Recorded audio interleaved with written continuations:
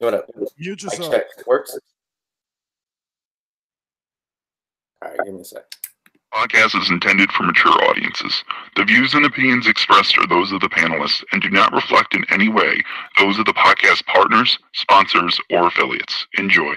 Boxingvoice.com. All the guys want, I want what Mayweather got. I want what Mayweather got. You done bust your ass like Mayweather. I was trying to fight every fighter. I sacrificed a lot to get to where I got to. What do you bring to the table? Let's get this on. Let's do it. Well, it's like this. Wait.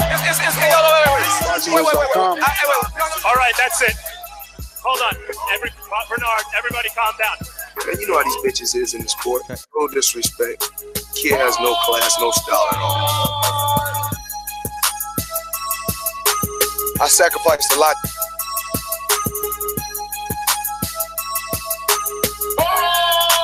Boxingvoice.com to get to where I got to.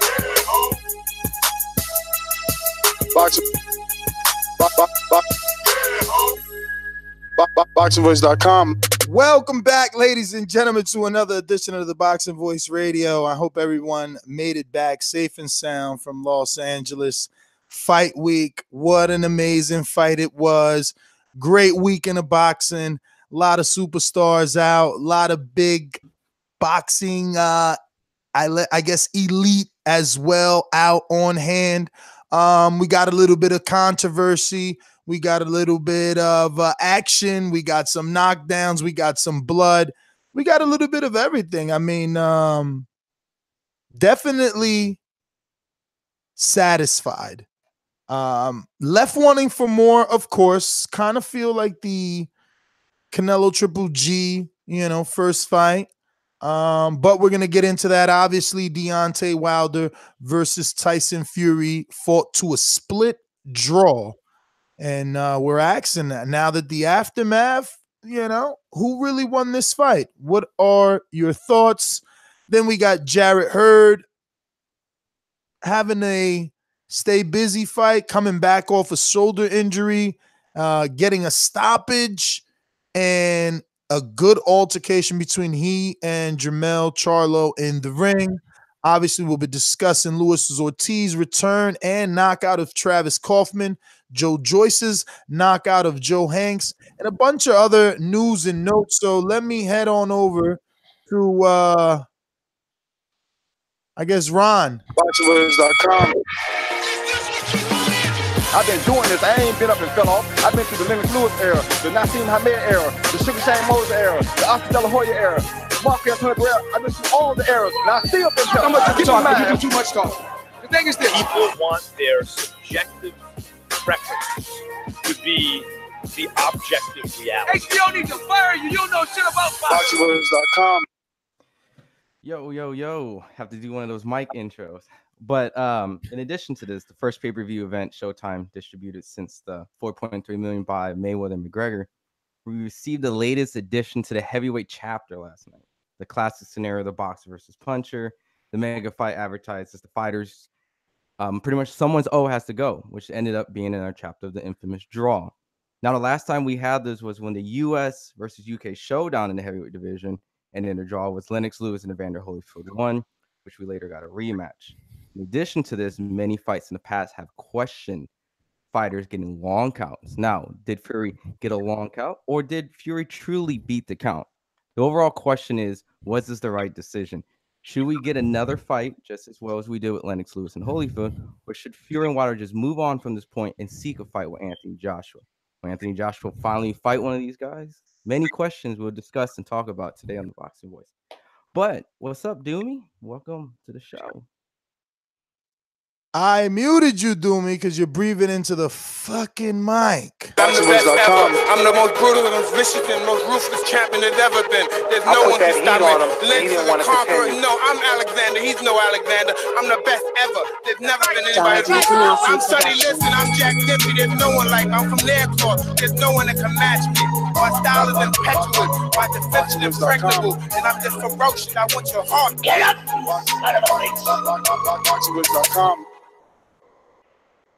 Unmute yourself, Doomy. Jesus Christ. I thought at least if you muted me, you'd unmute me. This is what happened in the rush. Yo, all I want to say is good to be back. I know I've been out of the scene for a while, but I'm glad I'm on, especially to discuss this big fight.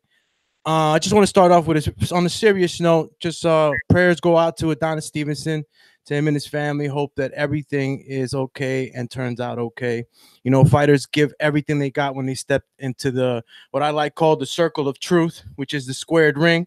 And you know, they give it their all, and it's a shame to see these things happen to our fighters who ultimately are entertaining us.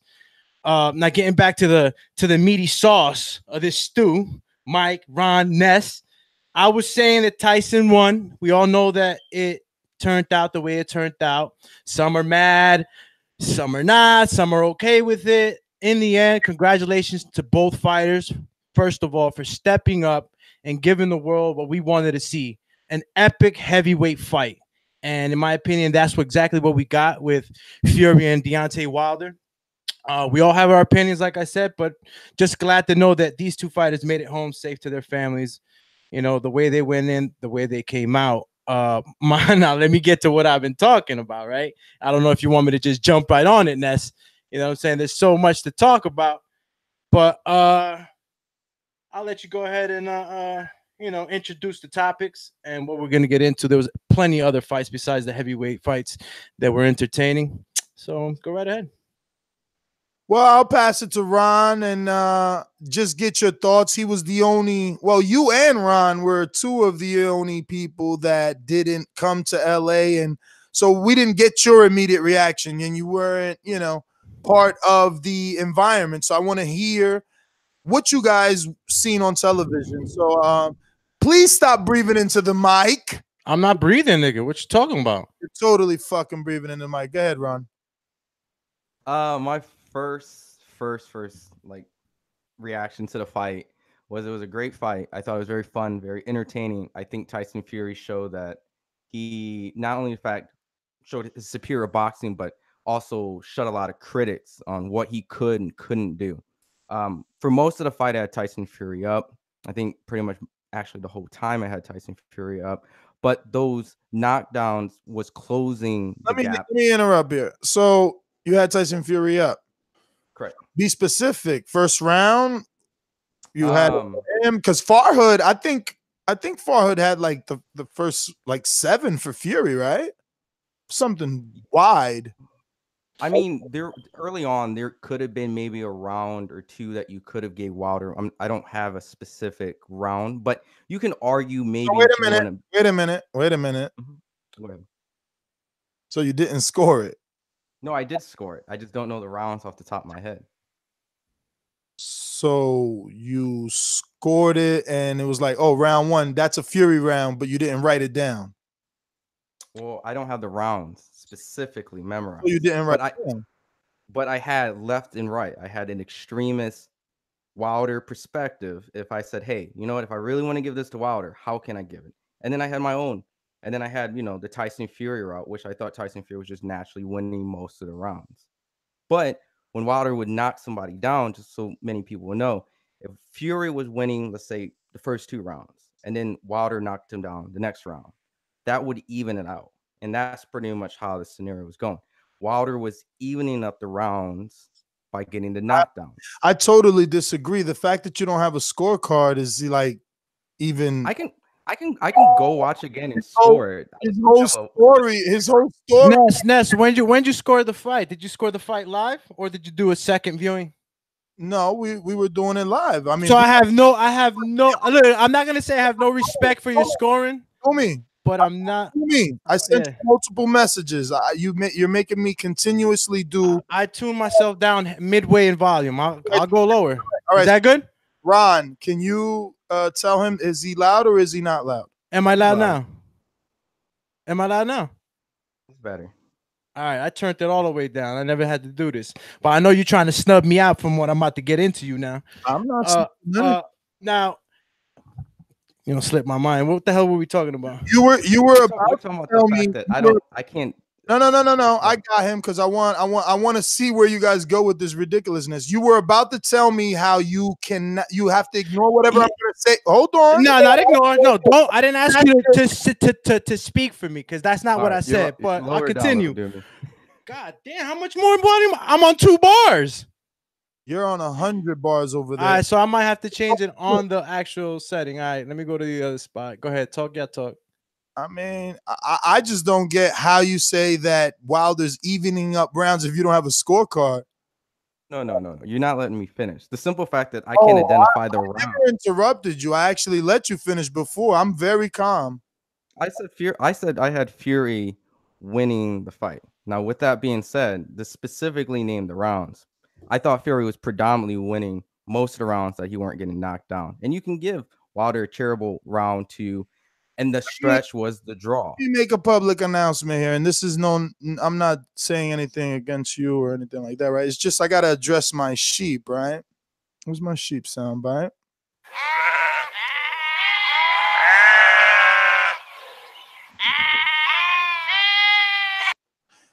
Let me start off by saying I am happy that you're here. Okay? I am happy that you're here. The ridiculous notion that I'm dreading this show when you're like, look at how many of you are here. So really, who's in charge? You're staying up late to hear what I have to say. You're worried. You're wondering. You're desperate to hear. Is Nestor frustrated? Is he devastated? Does he feel he won? Did he feel he lost? You're here for me, you fucking sheep. Okay? Understand that. You're here for me. Remember that. And I'm going to make you wait like a sexy fucking girl on a hot date. You're going to wait all show to hear. Am I still too loud? You're super loud. I mean, I hear you fucking breathing like I don't know where else to go, Ness. I know. I'll try and do something over here on the. I'm looking at the Hangout toolbox and it says we're all in the same volume range. I'll speak away. Yeah, no, but I'll just lower you. Go ahead, talk now. Good. Testing. Go ahead, you're good, baby. Testing.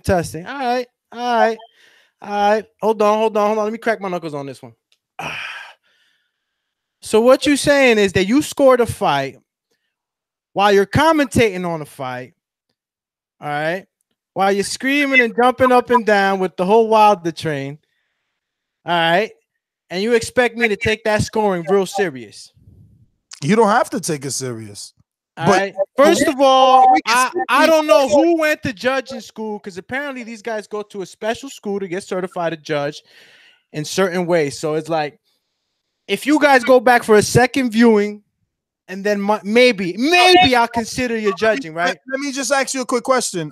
So you're saying you watched it more than once? Absolutely not. Even on the chat, I said it. I haven't gotten my second viewing. Okay, because let's talk about watching the fight for the first time and judging it by the first eye. All right, because that's what we got. That's exactly what I'm talking about. All right, so let's get the numbers and all that other stuff on. I don't know where my boy Maddie's at. Maddie's supposed to be on. What numbers? What numbers? What are you talking about? I'm just saying, like, you know what I mean? At the end of the day, look at the judging, man. Look at even the judges that are professionals. Do me a favor. Let's stop wasting time talking about incompetent judges. You came on here cocky. Tyson Fury won the fight. Hold on. You came on here cocky. Talk to us. Very, very cocky. Tyson Fury put a boxing clinic on Deontay Wilder. How? Bro, Wilder was punching air, bro, and shoulders. I don't want to hear about, that Wilder was catching them. Can I ask you a question? Absolutely. Because you sound just like Ron. And I guarantee you, sheep out there, he's going to answer just like Ron. Do you have a champ? The only time I'm a sheep is when I'm wearing the motherfucking flight jacket, dog. All right. Do you have a scorecard? I just told you no. I didn't score the fight. Time out. So how could you tell me he put a clinic If I argue right now and say, yo, but I think Wilder won the first round, hypothetically, all right, walk with me before you interrupt me, right? You don't got a scorecard. I say, yo, I think he won the first 3 rounds. You say, no, Tyson beat him up. I say, bro, I think he won the first 3 rounds, plus he got 2 knockdowns. So on points, that's at least a draw. How the fuck are you telling me? Oh, he put a boxing clinic. What rounds did he put a boxing clinic on, bro? Hold on, because I'm gonna give you the floor. You don't gotta cut me off, and we don't gotta get excited. We could talk like men because it's simple. A fight is scored on points and by per round. Okay, so if Tyson put a boxing clinic, are you saying that Wilder won no rounds? Because that's not a problem. I'm not saying nothing. I'm saying that look, I understand what you're trying to do. What am I trying to do? Because you're trying to explain it to me. You're trying to explain it to me according to what the boxing rules and regulations are. I seen Floyd give Canelo 12-0. So if you're gonna tell us that Tyson did 12-0, then yeah, he put a boxing clinic. I mean, but you gotta let me talk so you can know exactly what I'm saying, because I'm not saying none of that. I'm not saying any of that. You gotta let me finish so you can hear me. You don't know what I'm saying because you interrupting. I knew what you said already. You ain't got no scorecard. What rounds did he fucking win? All right, so I got Wilder winning the first couple of rounds, maybe 3 rounds, and that's 1 including the knockdown. Stop it right there. Stop it right there. So you got 3 rounds plus 2 knockdowns. You better go do some fucking math, homie. Bro, what else does he got? Brother, I could. I was gonna say I can argue for 114, 112, 115, 111 for Fury in the case. Now, in my opinion, I'm not saying the draw is far-fetched. Pretty much what I'm saying is having Wilder win is the far-fetched scoring, because I could give Fury the first 5. I can make that assessment. Now, I can also see giving maybe like the second. Hold on, bro. Hold on. You could give Fury the first 5. Now, I'm not even going to debate with you that. What I'm going to say is this. There were people, a large contingency of people that thought Maidana won the first 5 versus Floyd. Did you believe that as well? Or did you think there was obviously 1 round Floyd could have won in that first Maidana? Okay, so you're gonna again, you're saying Fury won the first 5, huh? I'm saying, listen, I'm playing the line. Ron, don't let him get you, Ron. No, he knows that we ain't score the fight, so he's trying to make us score the fight live on chat. He's trying to work on the emotions. He's trying to fury you. He's trying to get the emotions. He trying to make us score the fight live right now and give him fumbled numbers so he can try to chew us up. It ain't happening. Relax. Look, you just come confident with it, because I know what Nessa's doing. It's fun. Look, you can give Wilder. That's what I'm saying. You can give Wilder a round or 2 in that, but you can also give Fury, the first 5 and stuff like that. That's how I say you can score 114, 112. I'm cool with that. 115, 111. I'm cool with that. The 113, 113. I'm not gonna argue. Anything beyond that, I don't agree.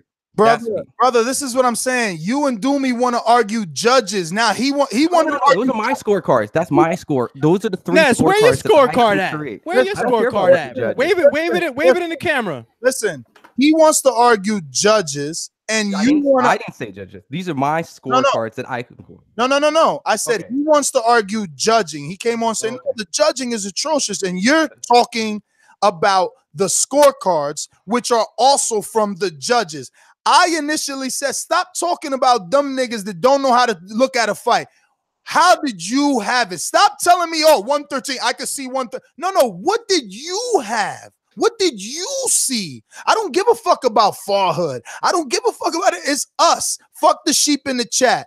Did I die in a talk? Wait in line, motherfucker. Get on Ringer. You lost, man. Yo, shout out to Oliver in Bermuda who just signed up to Ringer because he don't want to fucking wait. Why? Because I'm the nigga that you love to hate. Y'all all here. Oh my God, how late is it in the fucking UK? Look how many people here. You fucking Tyson Fury put on a boxing clinic, bro. Your guy had no answers.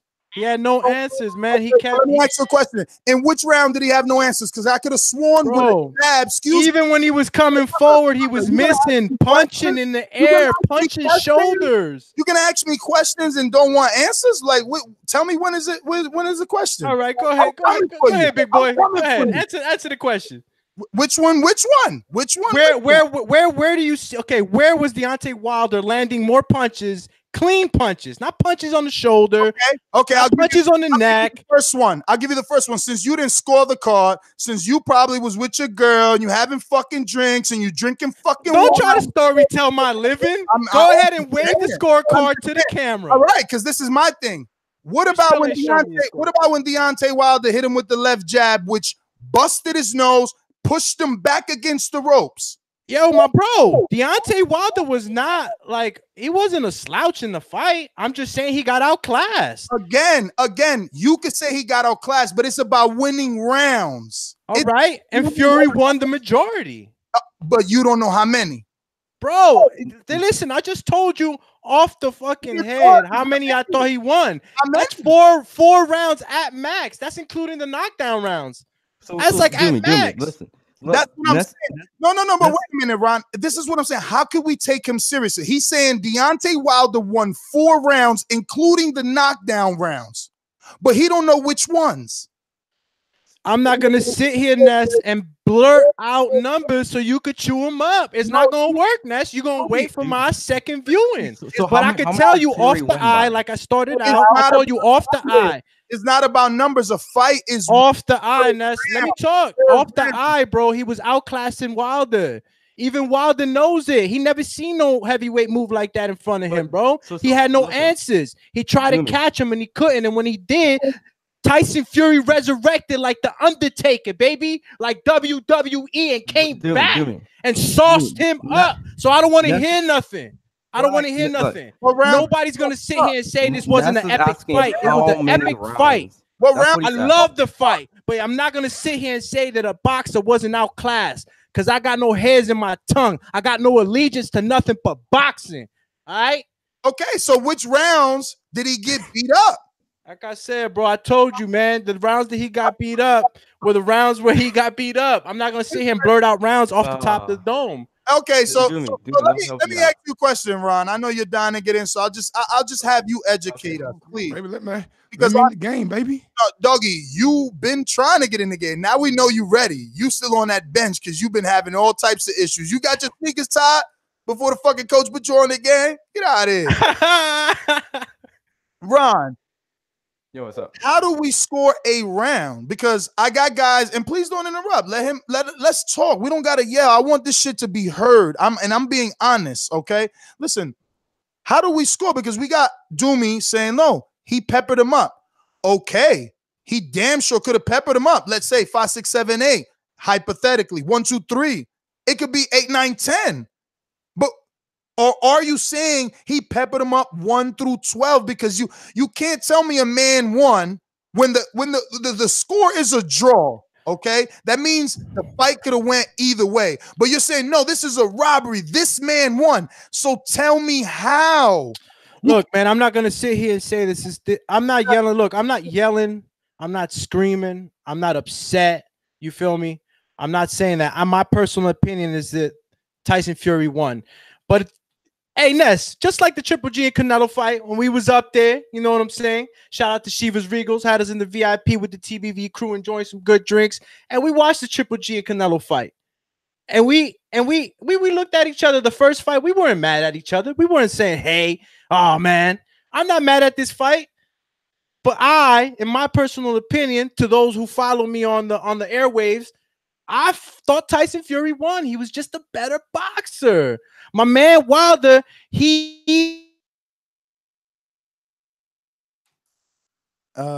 it him? Is it him that froze or? Yeah, it is. Yeah. Doomy, check your connection. Doomy, check your connection. We're gonna go to Mike. You were frozen up there, all right, buddy? I speak it, believe it, receive it. Speak it, believe it, receive it. Speak it, believe it, receive it. I can't say it enough. I speak it. Jab should be back. He's not even listening. He can't hear me. Be sharper. He should be flinging that. Who in the building? Let me check my Instagram. I might be at 1 million. Boxingvoice.com.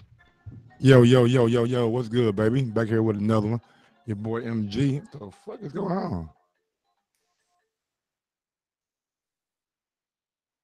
I think Doomy got stuck in the yelling realms. Like, what's going on? Yo, I've been Sorry on about mute that, man. whole When time. you sent the Demi text message, it popped up on my screen. But anyway, back here with another one. I thought the boxing voice muted me. Oh, Jesus fucking Christ. Do me. Chill out, big homie. Your internet froze. Yeah, your internet froze up, big dog. All right. My opinions on the fight last night. I thought Wilder won. I thought the two knockdowns were the difference in the fight. And to be honest with you, me and this were right there watching the fight. And the first 4 rounds, I don't believe I gave a round to Fury. And everybody was in there like, what? And I just was of the mindset that he was out there and he wasn't really letting his hands go. And I counted the body punches, the arm, the shots that landed on the shoulder, on the neck. I counted those for Wilder because punches land. I'm saying they're scoring punches. So the first 4 rounds I gave to Wilder. Then Fury started to get his rhythm. And then the next couple of rounds I gave to Fury. So by the time the 8th round came, I had it 4-4. And Ness can be my witness to that. I had it 4-4. And going into the last couple of rounds, I thought Wilder did enough to win. I mean, I thought that if you're going to come to America and beat a champion, then you got to beat him. You can't go out there and get fucked up like he did. He damn near was out, and it seemed like the ref gave him 35 seconds when he was doing the count. So it is what it is. Wilder still got his belt, and Fury still has his Lineal title. So I'm excited to see the rematch when it happens. Look, I understand. You can argue a couple rounds here and there for Wilder, okay? And you can give some courtesy rounds. You know, it happens. You know. Yeah, but how many? Stop being so fucking vague and not. How many rounds can you see Wilder winning outside of knockdown rounds? To me, at max, you and Doomy are trying to be very slick. No, I said my thing. I said specific. I gave you specifics. Okay, I said, look, depending on how you score the first 5, 6, whatever. Hey, you can give 1 or 2 a Wilder. I can see those rounds. You can argue with 2 in the second round. You can argue with 3. Cool. But in order for that to continue out, you're going to need 3 rounds in addition to those 2 knockdowns. That's the math, okay, to get the draw. I felt that Wilder was able to get 2 rounds. Whoa. No, Mike, let me finish, Mike. Let me finish the whole. Go ahead. I felt that Wilder could have gotten up to 2 rounds. 3 rounds, I'm not going to dispute it. I'm at max, I'm cool with it. But I thought at max, I thought Fury won by a point or 2. That was my consensus. Now, anything beyond the draw, I didn't think Wilder won that many rounds out of the 12. I don't see enough courtesy rounds to give. That was me. And I don't see enough close rounds. What gave you the impression that Fury was winning? What did you see to make you think, oh man, Fury's out there, he's getting the job done? What I seen was a guy dancing around the ring and scared to let his fucking hands go. It's not scared, it's boxing. He didn't scare. He landed more than Wilder did. You can't say he's scared when he landed more. But the shots that he landed were not significant shots. It was like fucking little slaps and shit. That's why Wilder's eye was closing up a little. Those are little. Look, I'm keeping it real. I think Fury did a beautiful job. Beautiful job. Okay, mind you, right? There's however many sheep here dying to rub it in my face when I was always the one that used the same exact phrase I'm going to use now. I am fearful. Tyson Fury is a better man than Washington. No disrespect to Washington. Better man than Duhaupas. No disrespect to Duhaupas. Duhaupas took him 10. Washington took him 6. I said Eric Molina took him like 8. I did interviews with this same phrase. right? Now, Fury does what I say he's capable of doing. When people said no, he's fat, Wilder's cherry picking, and you think you're going to rub it in my face. No, you're not, because he did what I said he would do, but he still didn't win in my eyes. Because he did, unlike Mike, I don't know why Mike hasn't gotten to this. He was landing the beautiful 1-2. I mean, he set that shit up. Sometimes he would double up the left hand. Bam, bam. It's like Mike said, though. The double up or the left, it would be a flicker, but that's enough because it was enough to blind Wilder and bam, and hit him with the right. Now, like Doomy said, okay, yes, every single round, there are moments where Wilder is overshooting the right hand. It's going right over Fury's head. Fury's move, I mean, the dude was amazing. He truly was. Like, Wilder would try his best to take this dude's head off, and his waist movement, the way he bent at the waist, both laterally and forward, kept him out of danger. It absolutely did. But why are we acting like this fight was nonstop action from round 1 through 12? It was not. There was times in this fight where it was a good old-fashioned jousting session. Two tall fuckers just jabbing. So that's when you got to get your pencil out. And who won the round? Via jabs, right? Via what punches landed. And yeah, Ron, and all you fucking CompuBox dick riders that don't know that CompuBox is some other man with a clicker in his hand in the same or different sides of the ring, just like the same fucking judges that fuck up, okay? But what you, as a boxing fan, need to distinguish is when Fury lands, I don't know, 5 jabs, and Wilder lands, I don't know, 2 jabs. What jabs were better? And I won't use myself. I'll give you the ball. I'm sorry, I know I'm long-winded. I won't use myself. Someone smarter than me, better than me, gets paid way more than I to do this, says, who would you rather be in the round? So again, because it's unfortunate that Doomy didn't score the fight, he wouldn't know the round that Wilder hit Fury with the jab, and it caused him to stumble back to the ropes. And you got to think, yeah, I saw it though. Fury lands 7 jabs that round, but Wilder lands 1 jab that causes his nose to bleed plus fall to the ropes. Yeah, maybe that's a Wilder round. Maybe. I don't know. Maybe. Hold on to your point real quick, okay? The reason why people think this fight was such a exciting and big fight is the reason is how it ended. It ended with a lot of excitement. Okay, you had like about five points. I wanted to grab that one real quick.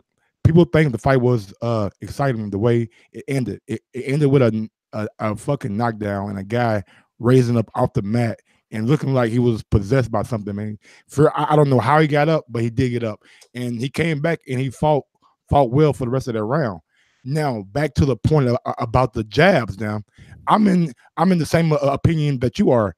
That those 2 double jabs that Wilder landed, I think it was the 3rd or 4th round, where he knocked Fury against the ropes and busted his nose. I thought that was enough to outdo everything Fury had done in that round, even though he wasn't letting his hands go like he was rounds 5 through 9, in my opinion. First couple of rounds, I gave to Wilder, but the middle rounds, I did give to Fury. I mean, you know, we start talking about the fight, right? Let's talk about how good this fight really was. You know, Tyson Fury, even though he was, you know, moving and grooving and being the better mover, his punches compared to Deontay Wilder's weren't in comparison. Every time Deontay Wilder hit him, had a bigger effect on him physically. I don't know if you guys looked at Fury as he was leaving, and even after the fight, you see all the peppering he got in his face, and it wasn't because he got hit with multiple shots. He just got hit with solid jabs, you know, or the right hand when he got hit on the top of the head. But if you see the face, I could agree with Ness in that the Wilder jab is way more effective, and that's another thing why I was wondering throughout the whole fight why he didn't flick it much more.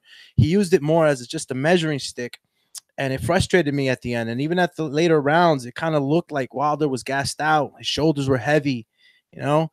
He started backing up a little bit with his hands down, kind of down. So it it was a shame not to see more jabs from him, being though his punches have a more brutal effect on than Tyson Fury's. But Tyson Fury, he was the better mover. Did you? And even though you see Wilder had some swelling. I know you. Go ahead, my brother.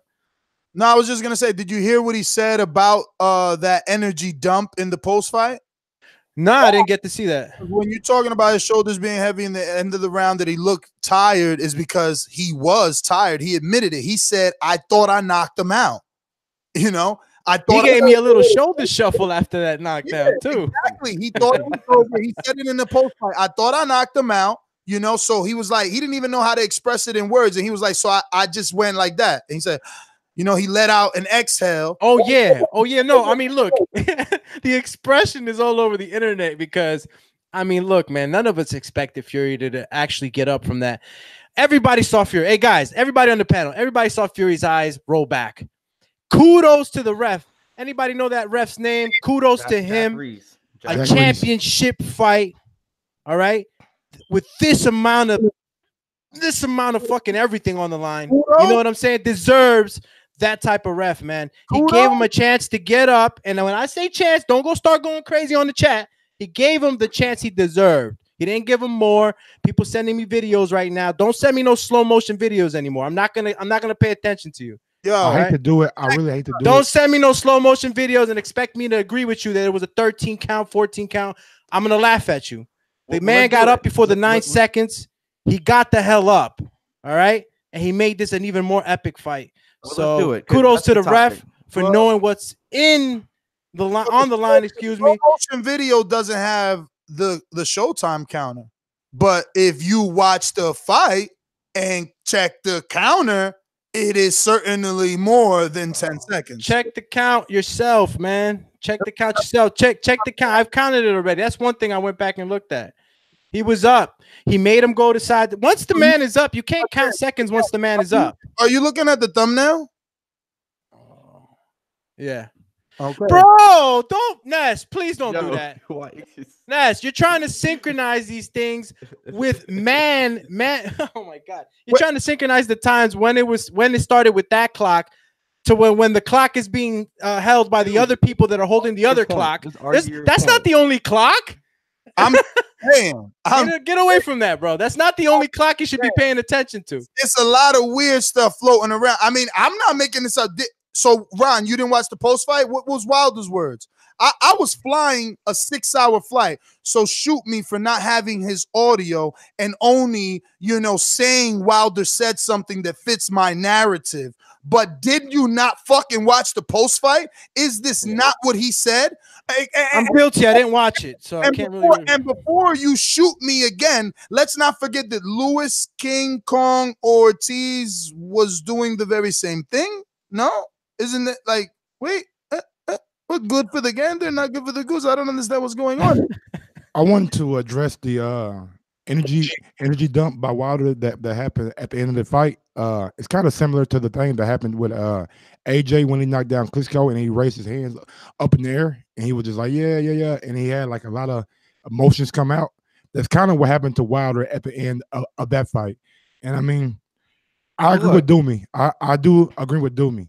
He did look kind of tired down the stretch, and maybe different things that happened during training camp that we don't know about, but let's give the credit to the other person too. In addition to the guy who's not giving credit. Whoa. Who's not giving the credit? I just want you or Doomy to teach me and Mike, who are obviously biased, how to score a round. Go back to the round. I can tell you. No one here has helped me learn how to score a round. No, obviously, I mean, if I'm to speak for a quick second, I really don't know what exactly are the criteria on what these judges are trained for to look at or what to actually point these and measure these points on. But I can assure you that if I go back and I start counting punches landed, whether it be to the body or to the head, and you start really counting punch for punch, solid punches, not, punches on the shoulder or over his head or nothing like that, just punches that are landing, I'm pretty sure we'll come up with the right answer. We could have another show on the second viewing where we could all pull out our little number 2 pencils and get ill with it.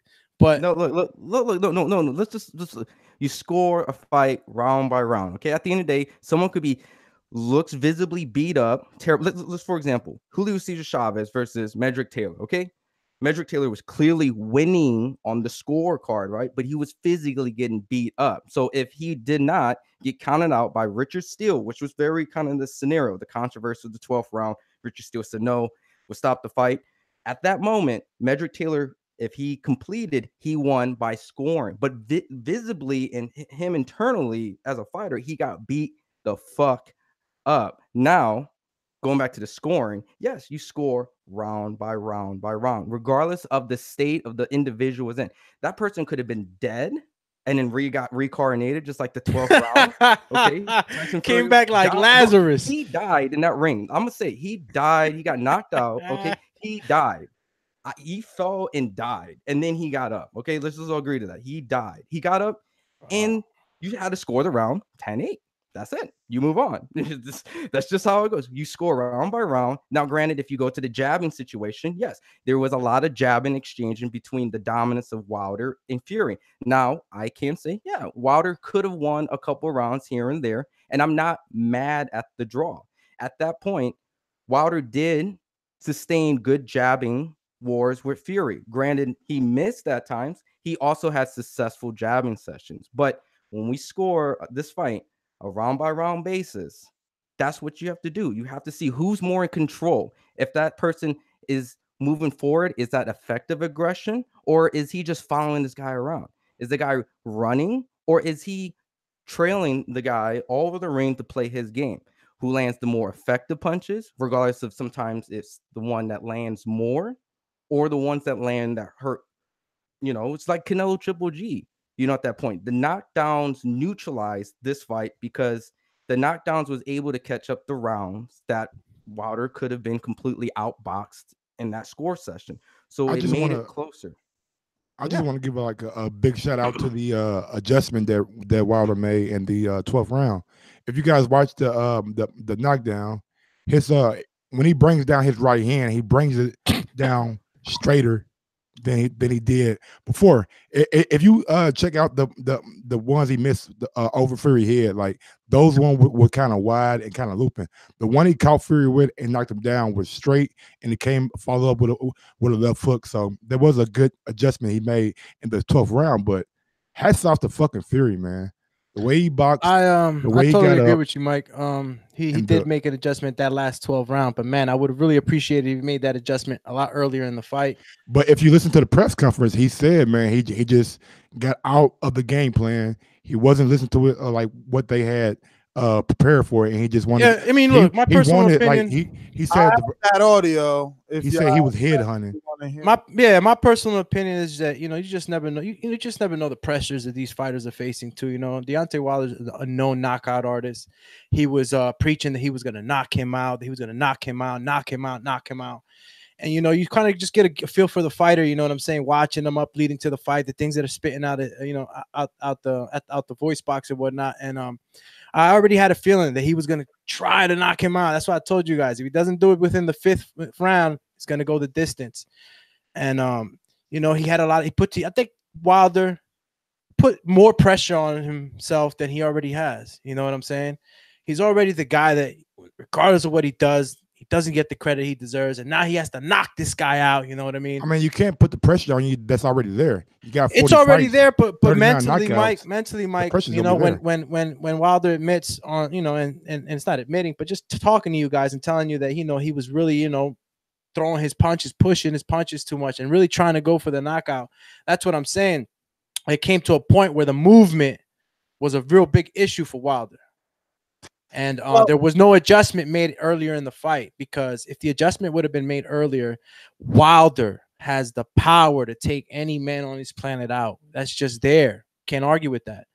And you know, it would have been, in my opinion, you never know, a different outcome if you would have made that adjustment, man. That fucking right hand and left hook sent Fury to another realm. And if that would have happened earlier, maybe he would have done it again and again, and you know, Fury would have been on a different boat right now. But I have the audio, which I've been trying to play, of this conversation y'all having without shoot it, brother. Shoot it. context to the listener. So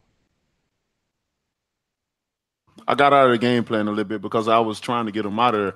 And I know when I try to get a guy out of there, it never happens.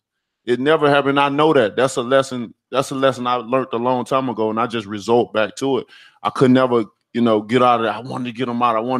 I guess it was just the building up to the fight, just really just wanted to knock him out, for the fans, first pay-per-view, just, all that stuff take accountable. But like I said, I'm a man of few excuses. I'm very happy with the performance. I'm happy with the outcome, and we live to see another day and do it again for you guys. The fans win. The fan win in this one. This was a hell of a fight to really just determine who's the best in the heavyweight division. And the heavyweight division is just on fire right now.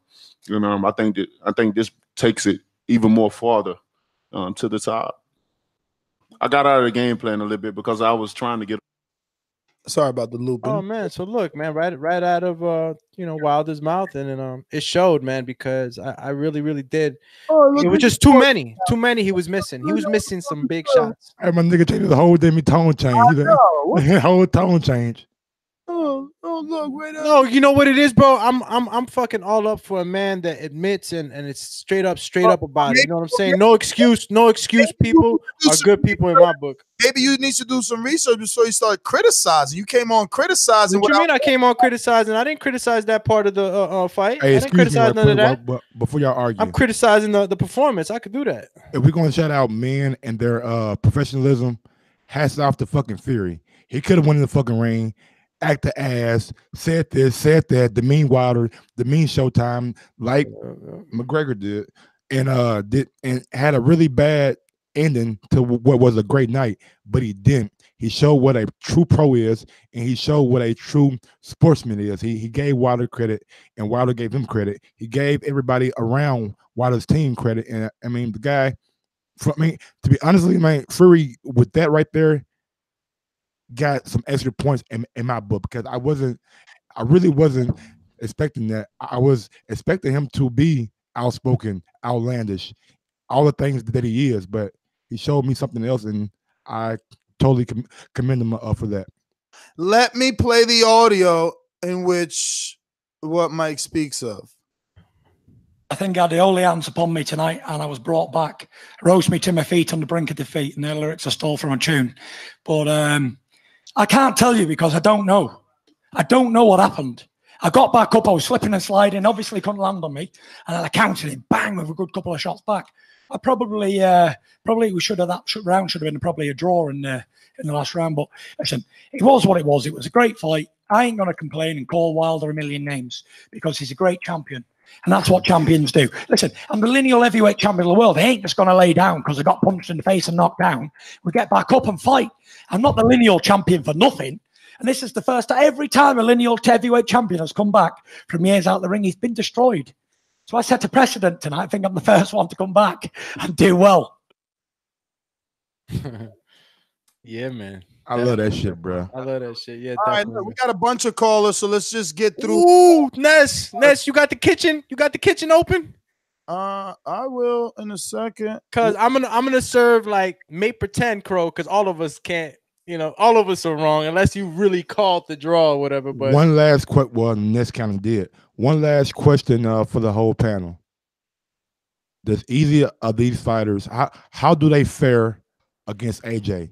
Ooh, you can't have a main. You can't have a main course without some size too. Mike, you feel me? That's all I'm saying. Check it, bro. We didn't even get into it, but like that's one thing I did want to speak about. I know there's other fights that that we're on, but where do we measure up these guys now against AJ? We got these two fighters that push to their limits. All right, where do we measure these guys up now with the cash cow, Mr. AJ? It's a new era now. Like now it was this whole Wilder, Anthony Joshua, and many people removed Fury out of it. But now I can see this is three totally different styles. Now we have a style matchup where we can enjoy the I'm not comparing because it hasn't happened yet. So we'll see. But the Ali Frazier Foreman, the triangle theory. This guy beat that guy could beat this guy because of this strategy and that strategy. Look, Fury possessed something that gave Wilder problems that maybe AJ can box maybe better than Wilder could do, but Wilder can land a punch on Fury, which he moves all over the place, and maybe AJ's not as mobile, which he can probably land that better maybe on AJ. But then you just saw Fury danced around Wilder, and maybe AJ can probably maybe quote unquote box.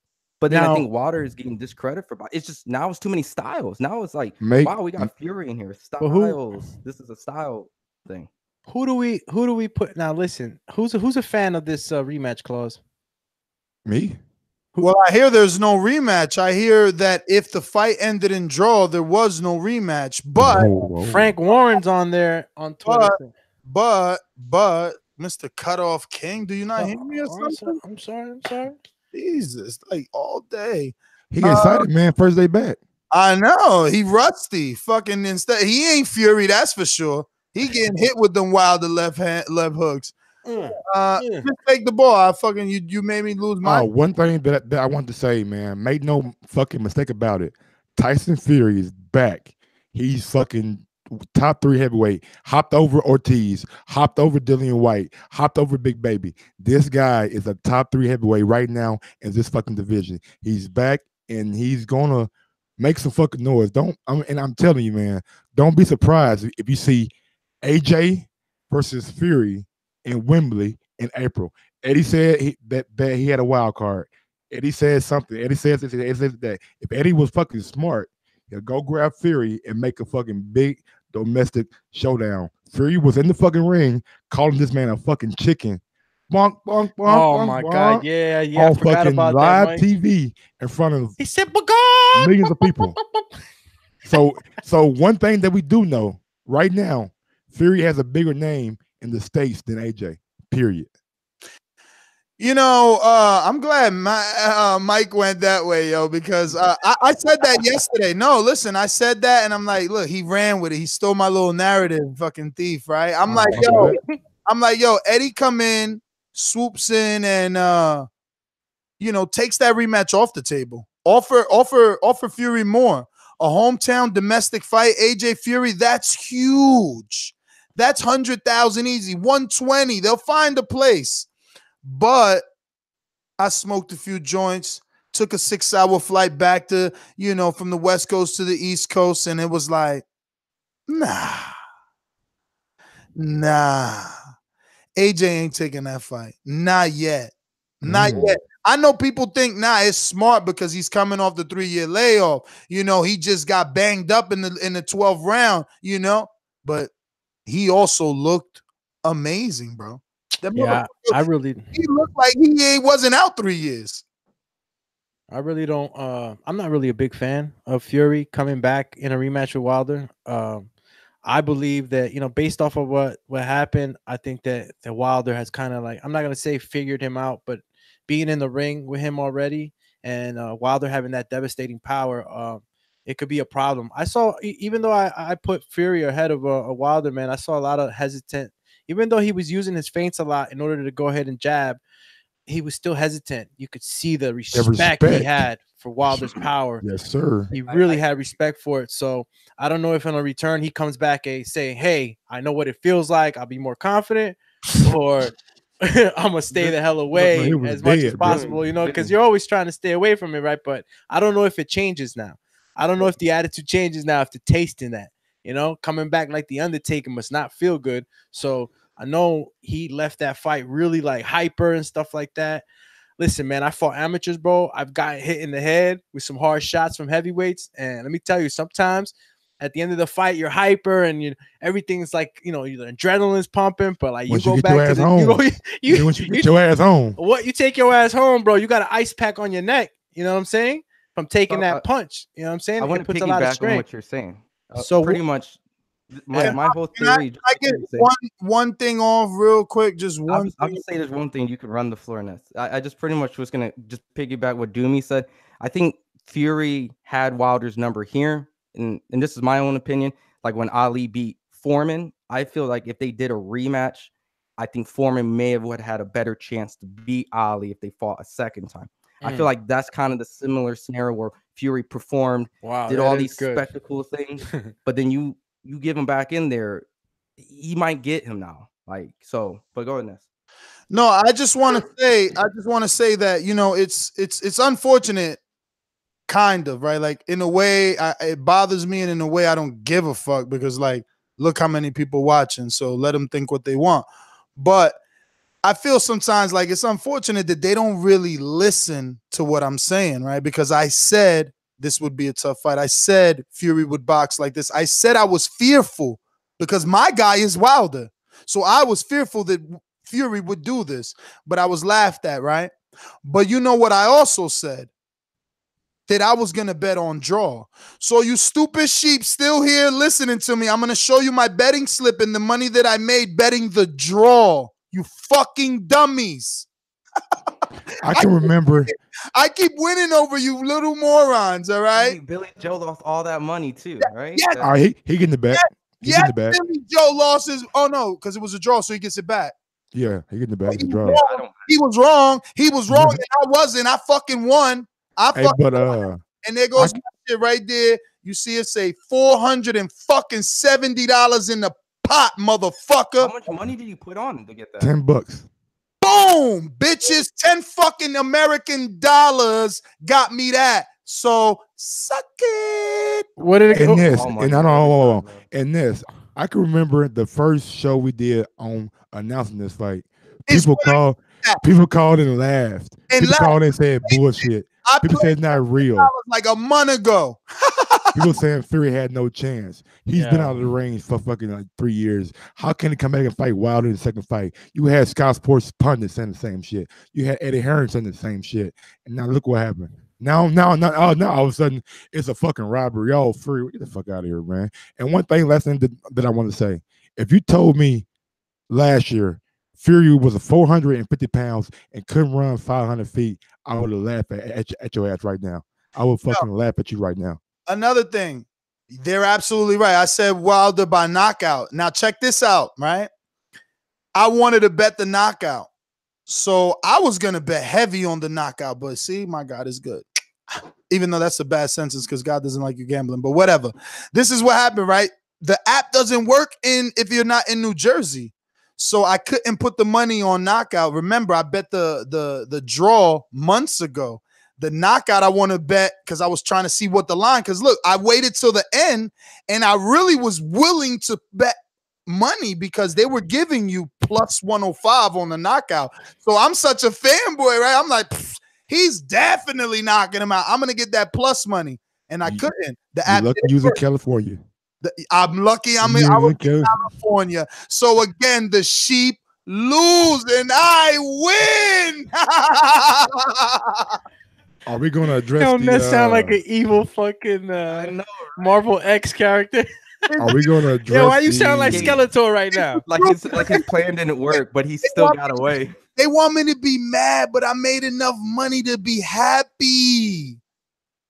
Should we address $60? That's banging money, B. Anybody that tries to act like that's nothing, I don't give a fuck what tax bracket you in. That's somebody in the chat talking about they make that in a second, but I don't give a fuck. Okay. 470 on a $10 return. Woo.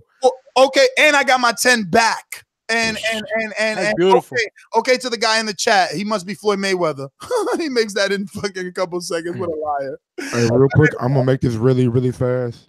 Shout out to Jarrett Hurd for a body shot for stopping Jason Welborn. Yeah, shout out to we didn't get into it. Let's go to the undercard. I think Ness want to get the callers. He was trying to get to the undercard. Y'all talked over him. Go ahead, Mikey. Oh yeah, and shout out to Ortiz for beating up Travis Kauffman, but Travis Kauffman proved to be a lot tougher than I thought he was. I thought it was gonna be a tune-up, and he was not a tune-up. He took Ortiz the distance, even though Ortiz and whoa. Even though Ortiz won every round before he stopped Kauffman was still there and he was still a live body. He wasn't like he was fucking afraid. He wasn't afraid. Thank you. Right there. It wasn't like afraid. Like Tyson Fury wasn't afraid. You know, it makes the fight better. And everything else, I did see Joyce beating Joe Hanks in the first round. So Well, yeah, I mean that too. But yo, I seen things. He got the stoppage, but I seen things. What kind of things did you see? You see some and fuck vulnerabilities? Fuck what I seen. Fuck what I seen. I know he got an article out here talking about he want to fight Luis Ortiz. There's also an interview on TV where he says he don't want Luis Ortiz next. He wants 3 fights before he get Luis. Joyce. Who else? Who? Sound like an owl. Yeah. Woo. Chill, champ. But yeah, Ron, go ahead. You can take it to well, I was gonna say, you know what Luis Ortiz told me on camera? If Joyce really want this sauce, he could get it next. He said it don't got to be a Wilder fight. Whoever want to fight, he want to fight. He just want to fight. Is there any footage of Marsellos Wilder out there? Man, I just got off a plane. Ryan? I don't know.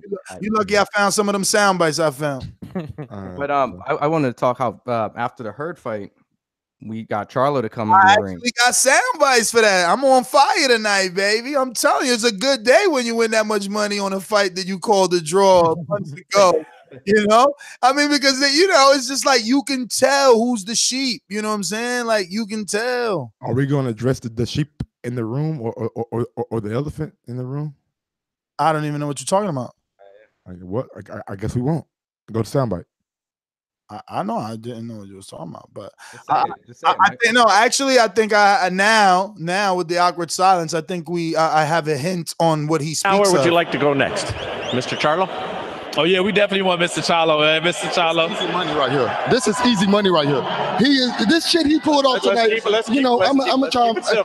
This easy money, and I like the belts. They look real good on you. I know you want to fight again. He said he want another fight. I'm gonna let him. I guess this. Let's ask him. Hold on. I'm number one now. I'm in control. So you know what I'm saying? I'm calling the shot. That don't matter. Listen.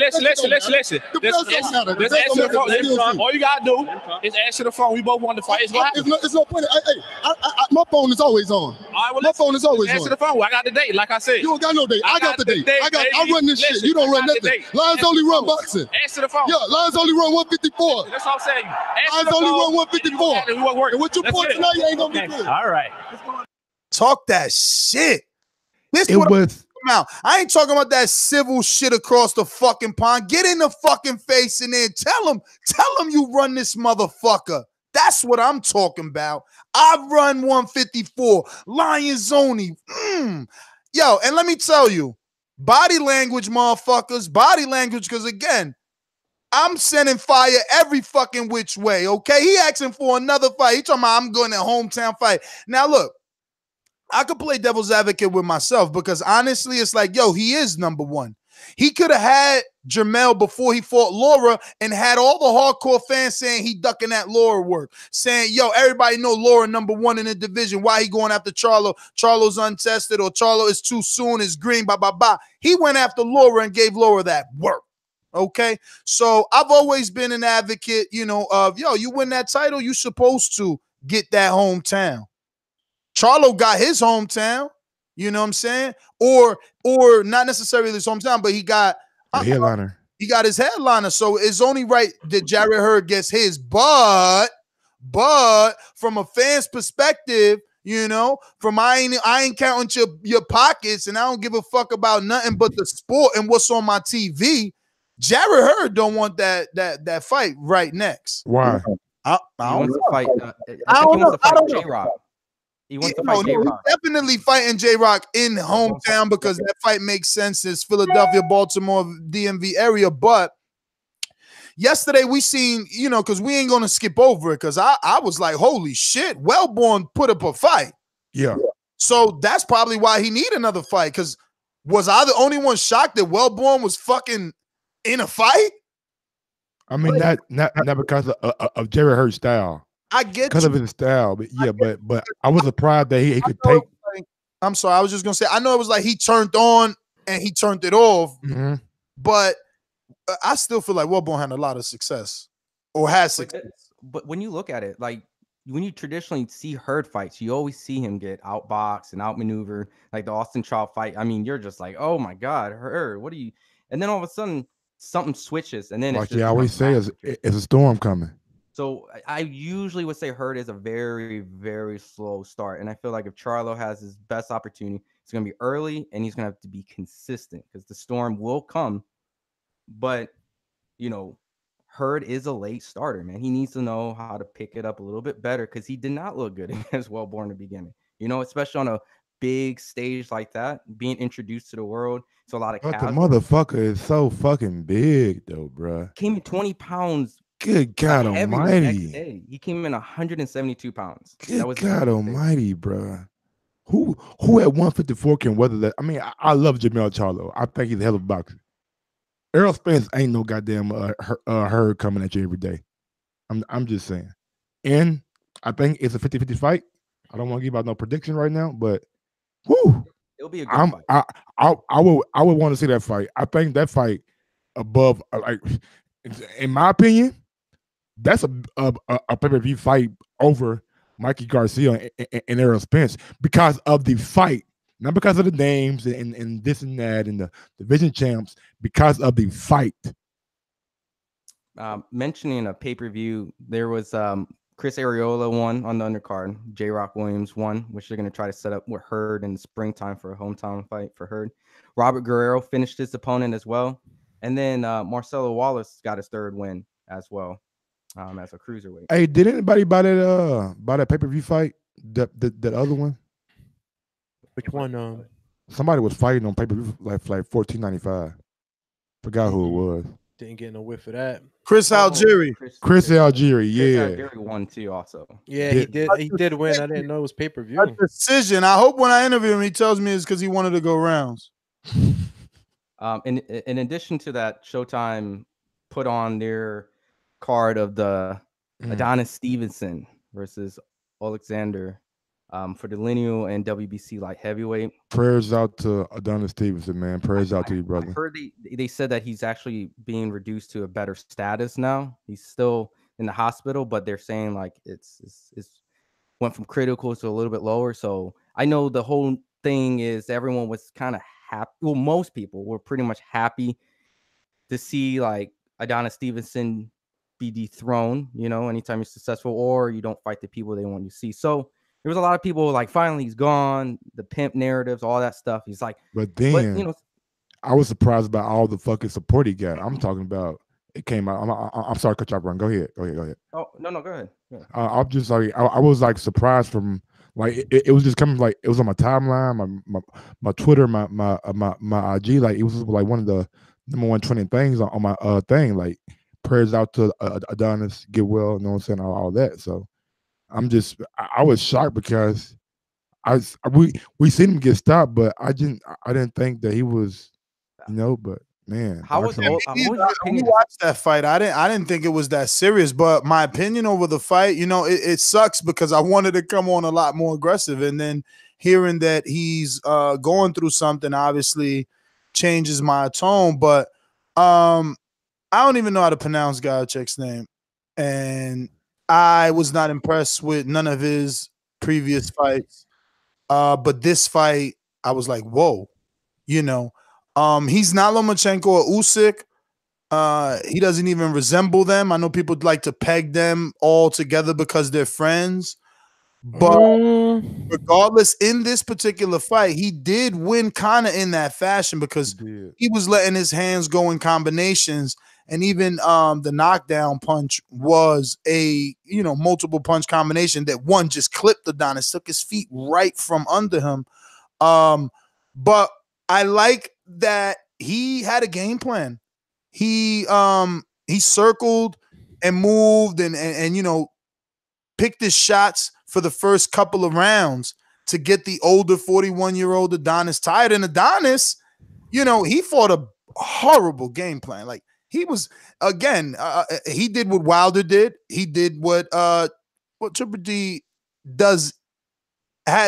He gets a lot of credit for cutting off the ring versus everyone except Canelo, okay? And that's what these guys did. They let the man out of the corner, out of, you know, circle the ring. But guess who's back? Alexander, tell you the truth, he and like I said, you know, it's different opinions, but I actually, in the opposite, I did see a lot of similarities with him and Usyk and Vasyl Lomachenko. Only thing is that they're southpaws, and Gavchik Alexander, he's a non-orthodox. So, but if you noticed, he would put his gloves close to his head, you know, kind of give you those feints from side to side. He definitely was winning the real estate game in footing. He was always getting outside of Adonis's foot, being able to you know, actually almost curl Adonis up. Every time he went for that left hand, he would look like he was punching right across his own face, because in the movement and the angle that he would end up in. But even so, man, Alexander, I think what won him the fight was his conditioning. His conditioning won him the fight. He was able to overwhelm Adonis, and that's why he landed those shots, which were shots that were like really close within, you know, the ref trying to stop it or whatever, getting in between. But you saw that animal, you know, I want to get you instinct in him, and the conditioning proved to be the factor in getting the job done. I'm gonna tell you what definitely did not score the first knockdown. Alexander definitely did knock it down. Yeah, he did on the first time. And, hell you know, yeah, absolutely. Fucking like it wasn't a check hook, but it was a check right. Like he caught him rushing in, pop right on the kisser, and got robbed for that one, bro. It was so I'm gonna tell y'all what won this man the fight. Well, not even what, who. Guess who's back? We're firemen. We're firemen. Love that guy, bro. Hey, man, I don't know. Was he in this corner the last fight, or is this his first? No. This was his first time. Guess who's back? Well, guess who's back? I'll give him credit then, because I'm telling you, he didn't look this good the last time I watched. No, he did not. I believe he kept him focused, bro. He kept him focused, man. He kept him focused on the game plan. Every time when Adonis might have peppered him with a good shot, you know, you'd see Alexander instantly go into that killer instinct mode, trying to get him. And every time he'd go back in the corner, and Ron, and I know you guys might have been listening to the corner, and he would just tell him, like, stick to the game plan, use the distance, pick him up from the outside, don't rush in and create this into a dirty fight. You know, he was constantly giving him that thought into the game plan. And I mean, who much more than a motivator can you get out of Teddy, man? I love that guy, bro. He can fucking set a spark in you that it'll just make you a machine. Yeah, there's definitely quotes in there. Teddy was saying stuff about piranhas and tapping the front door and then sliding the side door. I'm like, you know, he got those good analogies. And like you were mentioning, he was telling him to keep circling this direction, neutralize that hand, move away from his power hand, and then he would go back and forth. Yo, that was a great performance. And I know he was considered the stepchild, like Ness was saying about like the Lomachenkos and Usyk. Well, you know, it's pretty cool now to see that he was able to join them. And together, all their hard work, the Olympic styles, they're all that were able to come together and now all celebrate. Ukraine is definitely winning right now. They're winning, man. Definitely winning. And then I think lastly there was a Jeff Horn fight. He erased Anthony Mundine with 96 seconds. Some people said it was a questionable knockdown. But yeah, that was in Australia. Quick and easy. Oh, okay. Yeah, I didn't even see that shit, man. I know it's only fucking 96 seconds, so it's all my fucking fault. Because if I don't have 96 seconds to go see Jeff Horn, knock a motherfucker out, then something wrong with me. But I've been fucking all weekend, bro, and shit was crazy, man. And Wilder and Fury just took up a lot of shit, man. We met so many people, bro. We met a lot of TBV a lot of family. energy you guys must have had. TBV, out there, bro. I'm fucking hoarse right now, bro. Like, I've been trying to like talk up, but I fucking can't. I can't. But it's like we met a lot of people and a lot of good people, man. I met Info Joe. I met Fern Gully. I met JD. I met fucking Santiago. I met a lot of. I'm forgetting people, so I'm sorry. But I did meet my guy, fucking Anthony Yard, man. Lions in the camp. You goddamn it. Okay, And, okay. Anthony was out there. And I met the fucking guy that started Lions in the camp, the big black guy that always holds the bag for Yard. And like in person, like he's not even that big. Like he's got like 5'8" or some shit. Like it looks bigger on TV. Tough as nails, though, huh?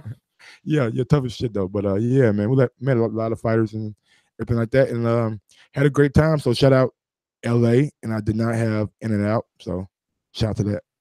Don't worry about it, bro. Next time, just make sure you ask for the secret menu. The secret menu at In-N-Out, they got a secret menu? Oh yeah, you won't know about it unless you ask about it. Oh, No, okay. he's gonna take all the sauce off the secret menu. Yeah, I ain't fucking with that sauce, bro. And, I ain't fucking I'm with gonna that keep sauce, saying man. it, do me. He went to In-N-Out and took the sauce off, and said, "This burger is salty." Oh yeah, remember that? All right. Hey, Ness, before we get to the callers, can you read the super chats, please? I almost forgot. Super chatty. Listen, if people don't like my mod, get the fuck out. It's that simple. Like, you don't have to be here. Haven't you realized that? Like, you could say whatever you want about Kaz. He's helping. If you want to help, reach out like Kaz reached out. Stop fucking hating. The only thing I hate is a big ass fucking whining pussy ass baby. Shut your pussy ass up. Nobody want to hear that shit. Gang. What a goddamn soundbite is. Every day about Kaz. Oh, Kaz. You making Kaz populist? Fucking hell. I don't even know what he fucking looks like, for God. Shut the fuck up already. Damn. Kaz, yo, y'all got Kaz the Undertaker right now. The chat right now. You gotta chill. About to rise up on y'all ass. No, maybe if you talk boxing instead of fucking sheep, you won't be timed down. And if you think I have an agenda, like I said, reach out. You want a wrench? Reach out. Reach out. The fuck I look like? Did we talk about enough about the Ortiz fight? Not enough. I really want to say something about it, right? Because I saw some of the chat, saying certain things, and Kauffman maybe not be one of these top ranked guys, but nonetheless, man, Kauffman's a really tough guy. I think. Can he beat Dave Allen? That's like a matchup between like the tough guys and shit. You know what I'm saying? The tough, durable guys that everybody counts out. Look, man, this is how it is. It's boxing. Everybody got a fighter's punch and all that, but I mean, as far as being durable, being able to take shots and stay in a fight, Kauffman's one of those guys. So, maybe Ortiz is getting some shit for not putting him away. People always expect, those type of matchups to be a knockout, going towards the guy who's ranked higher. But, every now and then when you step into a fight, guys, it's not always about the ranks and all the other shit you see. Sometimes a guy really shows up and puts up a fight. So, Ortiz still took him out. And he showed that he's a level above, or levels above, if not. Scary, bro. Remember, you guys gonna see who's out there telling their promoter or their manager they want to fight Ortiz. Nobody want to fight Ortiz. Don't nobody want to fight Ortiz, bro. Ortiz is just like we dubbed him that one time down in the gym when I first met him, man. The Boogie Man. Don't nobody want to say, yeah, I want to fight Ortiz. I want to fight him. And nobody want to fight him. And two other things too. I think they were putting out things saying that Tyson Fury and Wilder did a great Google search too Saturday night. 2 million? Yep. 2 million? Very well on the internet. What, nigga? We made it. Hey, bro, how many buys do we think it did? God damn, bro. I had people who don't even fuck with boxing at all. Never Floyd Mayweather or nothing. Those kind of people. Talking about fucking boxing and shit, bro. On the timeline. Oh, where can I go watch the fight at? Oh, who's buying the fight? Oh, what can I buy the fight at? Oh, what bar showing the fight? I can't wait for the numbers to come out. My damn, he popping like this now? Hey, man. And then these numbers come out and they 600, 700,000? Both their stock rose on this one, bro. Both their stock rose on this one. In America, I mean, if you didn't know Fury in America, now you do. If you were acting like you ain't know Wilder, you gotta know Wilder now. This was like that fight that even though it turned out a draw and we have our differences in opinion and whatnot, it turned out the best for both of them, man. They both got their name out there. It was a huge good look for them. It just gives the heavyweight division a lot more combinations as far as matchmaking. Gives it a lot more juice. You know what I'm saying? AJ is not necessarily now that guy that we have to go chasing around trying to hang off the coattails. Like, we could make other matchups that might not garner that much money, but still are going to garner a good amount and still give the people what they want. And at the end of the day, these heavyweights are still going to be creating their legacy. I don't know what Eddie Hearn has in store for AJ next or what's going on in his head, but it comes a time where you have to put your main moneymaker in harm's way or in the line of fire, and he has to prove his mettle against guys like this. It's a matter of time, man. Okay, you guys, we Yeah. got some. The I want heavyweight to say, division is definitely going to be great because think about it. You had Ortiz, Jake Paul came out with Ortiz. What do you think that's going to do with the that was young crazy, bro. That was crazy. I didn't even I expect said, that. I saw dude, Jake Paul. I'm like, what the he hell? can't even fucking speak English. How the fuck did he get Jake Paul? Yes. So you got Jake Paul coming out. You know, you got this world, regardless of the opinion of the fight. If I thought Fury won, if Mike thought Wilder won, if some people thought it was a draw, cool. But think about what that did for boxing. Like so many people came here to watch this fight. Now it's like Fury, like doing something. Fury can go and fight somewhere. Ortiz has Jake Paul, probably YouTube videos. Wilder out here, it's still this controversial individual. Did he win? Did he rob? He's not. Okay, you got hold that thought right there for me. Hold that thought right there for me, real quick, Ryan. Fury's promoter, British board of the British board boxing control or whatever, they're going to file a complaint against the WBC about the scorecards that were given out Saturday night. First, what do you guys' thoughts on that, real quick? I mean, it's he's doing his job. It's exercising what he feels is best for his interest. You know, I know, right? I'm trying to keep it. Yeah, I'm trying to keep it going, Doomy. You know what I'm saying? Let me tell you something. Look, they're putting in a complaint for that. All right, look, when they were interviewing Ben Davison, I'm sorry, and they were interviewing everybody else that was on the UK side of the media. You know, obviously, you know the way it was being talked. You know, was saying that, man, you know, they were pretty upset because of the scoring. They didn't agree with it, obviously.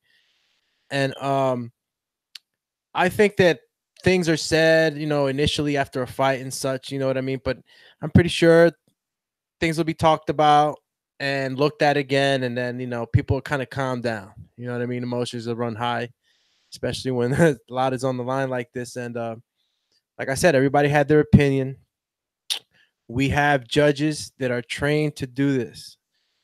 The fans, the fighters, put all their trust on the commission when they hire these people and when they train these people. So, you know what I'm saying? It was lucky enough, and I shouldn't say lucky, but it was, I guess, to a point where it's not going to affect us too much. Of course, it was a bad taste for a lot of us, especially when Showtime showed 80% of the people saying that Fury won. I know, right? That it happened like that. You know what I mean? But when things are looked at again, and you know the fight was as close as it was, both fighters were really showing their mettle. You know, this is not one of those fights where we're gonna say, "Fuck, it happened again." Fuck this. Fuck, this is what I don't like about the sport. My attitude wasn't that. My attitude was opinionated on a personal level and just me seeing the fight and having my own opinion about who won it. But it's not to that point where this fight was totally obliterated by the judges. Do we need better judging? Yes, we do. Do we need more cameras and more angles and more accountability? Yes, we do. When is this sport going to take the opportunity to go ahead and take care of these things that are so obvious and that so easily can be fixed by the technologies that we have now? I don't know. This is all up to the commissions and the powers that be. What we can do as fans is do what we do here on the Boxing Voice, and that's voice our opinions so that people are held accountable. But again, this wasn't one of those fights where I'm totally angry at the sport. There's been plenty of them that I've seen along my years of seeing boxing, and this wasn't one of them. Again, I salute both fighters for giving us a great show, giving us a heavyweight fight that we really wanted to see. You know, we were itching for this already. That whole AJ Wilder thing was really leaving a bad taste in a lot of boxing fans' mouth, even though, you know, some of it died down because there are other great fighters that are performing for us. But, you know, the heavyweight division is the king division, and we wanted to see something special, and we got that, man. We really did. Yeah, it definitely brings back, like, this is what we need in sports. You know, I mean, regardless of the opinion, because it's pretty much subjective. The fact is the whole world came and saw the sport. You know, now what do we do with it? That's the next thing. You know, are we going to try to find things to make the sport better? You know, we're still doing old school stuff. And granted, the fact that all the other sports constantly evolve. You know, it's just like other sports. If people didn't like, they still count their fucking scorecard on pencil and paper, besides letting the fucking machine do it for them. Well, yeah, well, I mean, you can get an iPad that can add the fucking score up for you, so you ain't got to add your goddamn self. More important things besides the iPad. Like, I'm just saying, like a fucking minuscule, easy caveman thing that we're still doing that's so easily fixed, we're saying fuck it. But the paper is fine. I'm talking about the big picture. Like when you look at other sports, like the NFL, you know, Save baseball, more trees.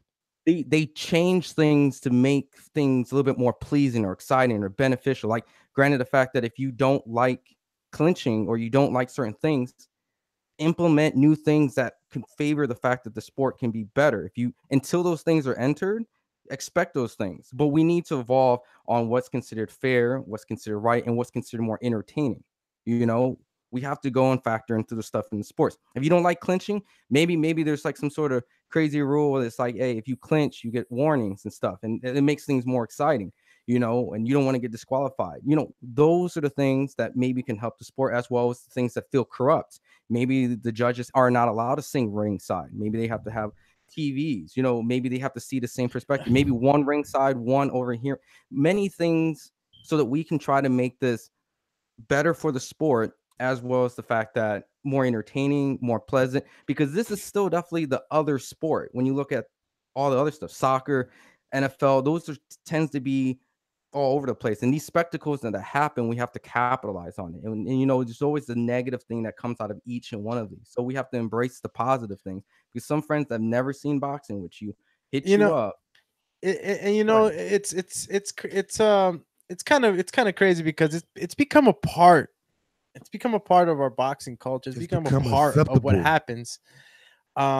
This has just been happening forever. You know what I mean? This is just happening forever. And even though at the same time it's something bad, it's another thing for the fans to talk about, and for us to go ahead and go back and forth with the opinionated. Like I said, mainly I mentioned the judging and the stuff that we need help with is because sometimes it just happens too flagrantly.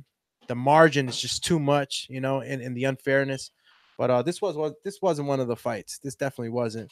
And you know, just moving over to like where they go from here, what's next for them. None of them were really wanting to speak on what was really next for them. You know, everybody wants to go home, take a time with their family, and really regroup with their management and promotional companies and see what's going on next. We talked about it earlier on who you thought or what was next for each fighter.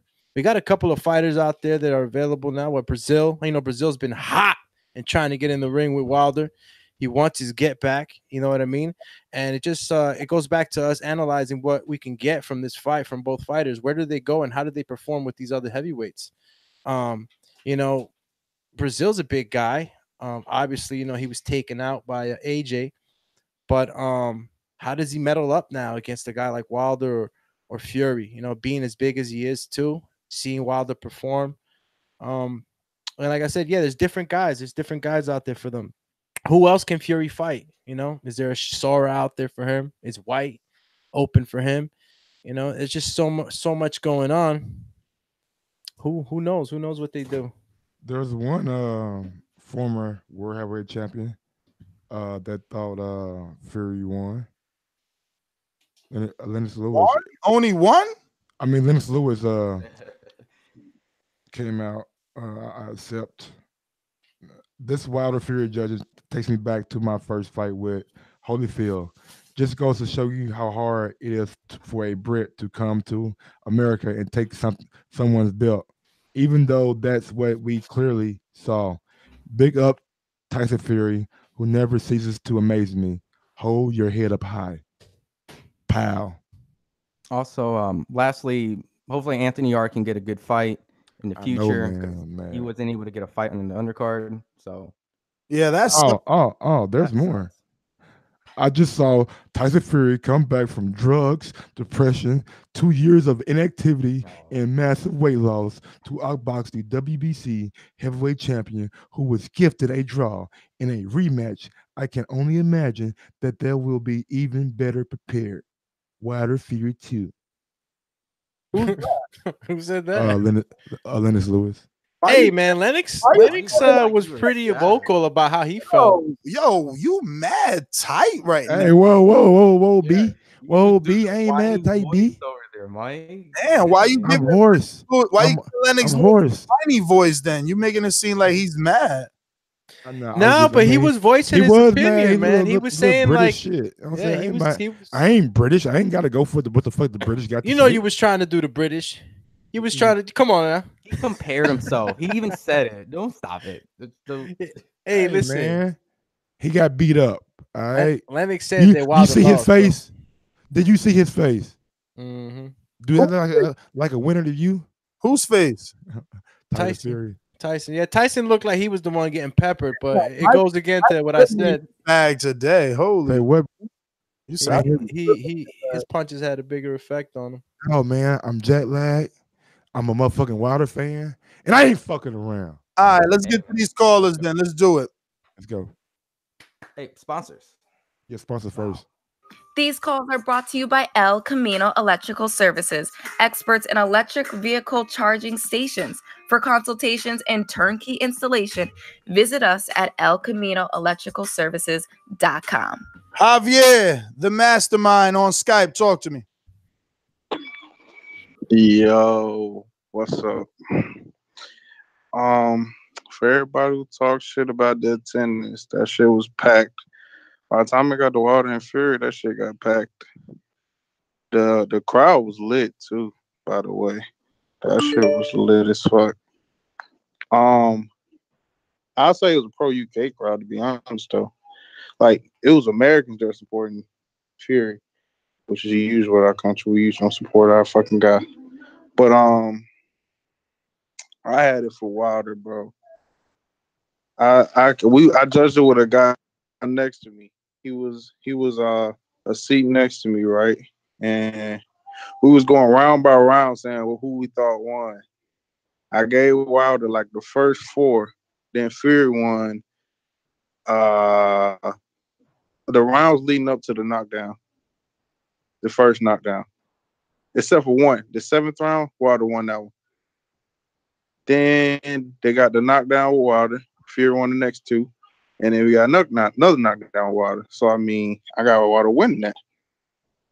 And, I mean, y'all saying he dominated. I mean, y'all saying Fury outclassed him, but I've never heard people say this guy got outclassed, but he got knocked down twice, and he didn't win, like, a lot of his rounds definitively. Like, it was ways you could get around. I mean, like, it's ways it can go either way for each person. And Wilder landed some good body shots. Body shots compared to Fury. Well, Fury's body shots was just like touching body shots. One body shot I noticed, I thought it hurt Fury a little bit. He threw like an uppercut just directly into his diaphragm, and I saw Fury kind of wince a little bit when he caught it. So I'm just saying, man, y'all, nobody giving Wilder his credit for. I mean, he looked bad in some rounds, but he also was. He was getting his rhythm sometimes. Like, and a lot of points in the fight, you could tell both of them was being hesitant on what they wanted to do. But at some point, sometimes you gotta give Wilder credit for at least throwing shots. Because some points Fury was standing there and Wilder would throw. I mean, I feel like Wilder won, but that's just my opinion. Javier, thanks for calling in. We're gonna go to. We got, where is that? I seen KM Star. Did you drop off?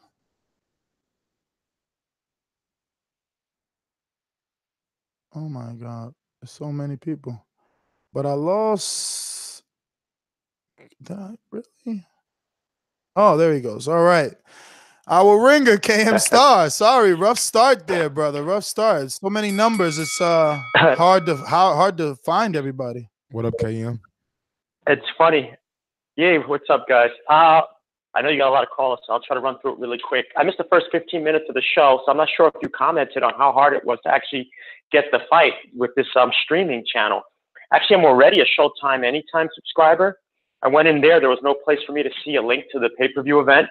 I'm a Sling TV subscriber. There was no link to the pay-per-view event.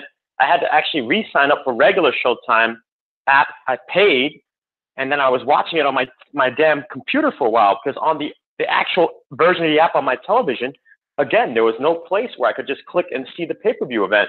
So maybe I did something wrong. You know, it might have just been me, to be fair. Nope. We had the exact same problem. And I went crazy with this shit. Excuse my language. And then the last thing I'll say is I ended up paying for the fight twice because in the middle of me streaming it on my computer, it just stopped working. And then when it reappeared on my computer screen, I had to actually pay for it again, which was the most bizarre thing. So now I got to contest my bill, blah, blah, blah. So I will say this was a huge fail for Showtime in terms of how they managed this going to this specific channel. And I know you guys like to actually monitor and track the industry on that. I mean, it was really bad. I mean, really, really bad for me, my experience. But it was a great fight, right? And the undercard, I think all the undercard was pretty good. I got to say that. So I can't even talk about the undercard because I'm worried about all the other callers who have stuff they want to share. But honestly, I thought Tyson Fury won the fight. And I wouldn't even say it was super close. Like, I thought he really did win the fight. I know a lot of people are saying, I think someone said, well, no one was right? But in a way, yeah, no one was right because it was a draw, but everyone was right. Because the reasons they picked Wilder showed themselves, right? Wilder put some hurt on this man. And I mean, that was the most epic get up from a knockdown in the 12th round that I think I've seen in a very long time, if ever. The look on Fury's face, the way Wilder walked off, the way he walks off in that celebratory way, just like a baseball player when they hit the home run, they don't even look. They just toss the bat to the bunker and start taking their run around the bases. That's how Wilder was behaving because he knew what he hit him with. And I swear that man must have went out and woke the hell up because it really did look like something crazy. The light in his eyes as he got up off the ground. That was epic. I love Tyson Fury right now. Sorry if you're going to cut me off, but I did think Fury won it. But again, the reason people picked Wilder showed itself, and the reason people picked Fury, not that many people picked him, showed itself. I think I was one of the few people who said, gosh, everybody's really making it seem like this is going to be an easy fight for Wilder. And I think the reasons that he was difficult and awkward were very clear. I'll pause there since I think someone wanted to comment. No, sir. Keep going. Can you hear me? Yes. Yeah. So, I mean, again, a terrific fight. Oh, sorry, there goes my bell. KM Star, thank you for calling in. He did give you the opportunity to jump in without cutting him off, Mike. He was talking to you when you said earlier you wanted to give your experience with buying the pay-per-view. Yeah. We had the exact same problem. We had to buy it on my laptop because the app on the TV didn't have a spot where you can buy it from, and then you go to the Showtime Anytime app, and they didn't have it either. So we had to go to the actual website and buy it. It was terrible. It's funny that he even brought up Slim Box. The location had a Slim Box, and we could not get it to work on the Showtime Anytime app or via Slim Box. Luckily, Matt brought a HDMI wire, and we were able to, buy it on the laptop and then stream it to the television via HDMI. But let me get out to our new ringer in Bermuda, Oliver, that did not want to wait that long wait. How's it feel? Yeah, it was good. It was really good. How's everyone? Good, brother. How are you? What you think of that fight? So I feel like we saw a masterclass. I also feel like we saw a legal homicide and a resurrection in one fight. So kudos to both fighters. I scored the fight. I gave the first 2 rounds to Wilder because I don't think anyone did anything, and primarily I saw Fury trying to hold as soon as they got close. But knowing that I was rooting for Wilder, I just split those 1-1. The third round, I remember it being decisive. I'm going off the text that I was giving my wife, but I forgot who I judged it for, so I still gave it. I just gave it to Fury, knowing that I was rooting for Wilder. For rounds 4 and 5.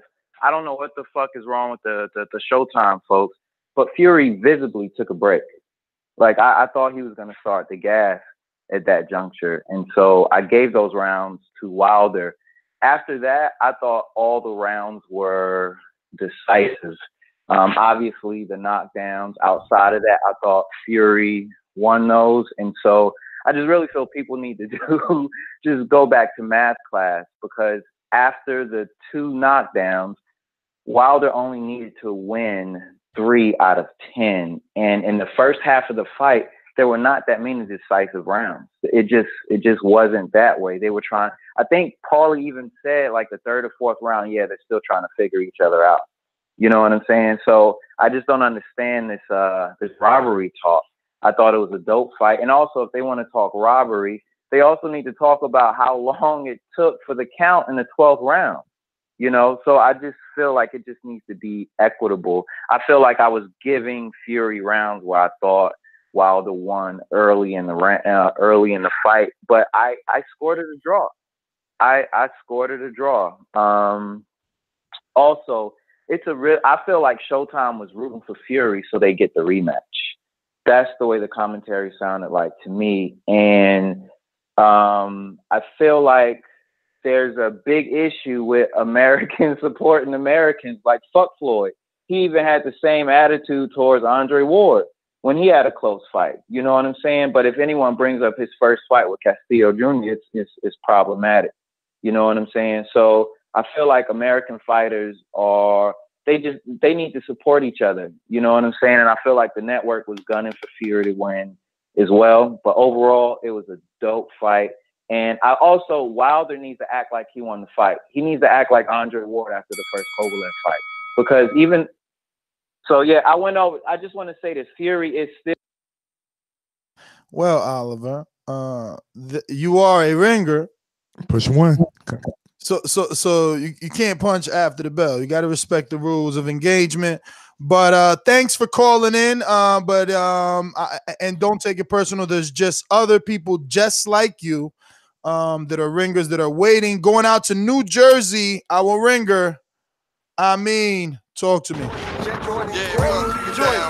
Just like the king is what I mean. The king is what I mean. My man get a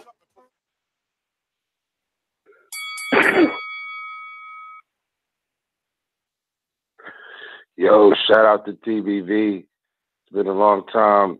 I've seen the show moving. Definitely a tremendous weekend of boxing.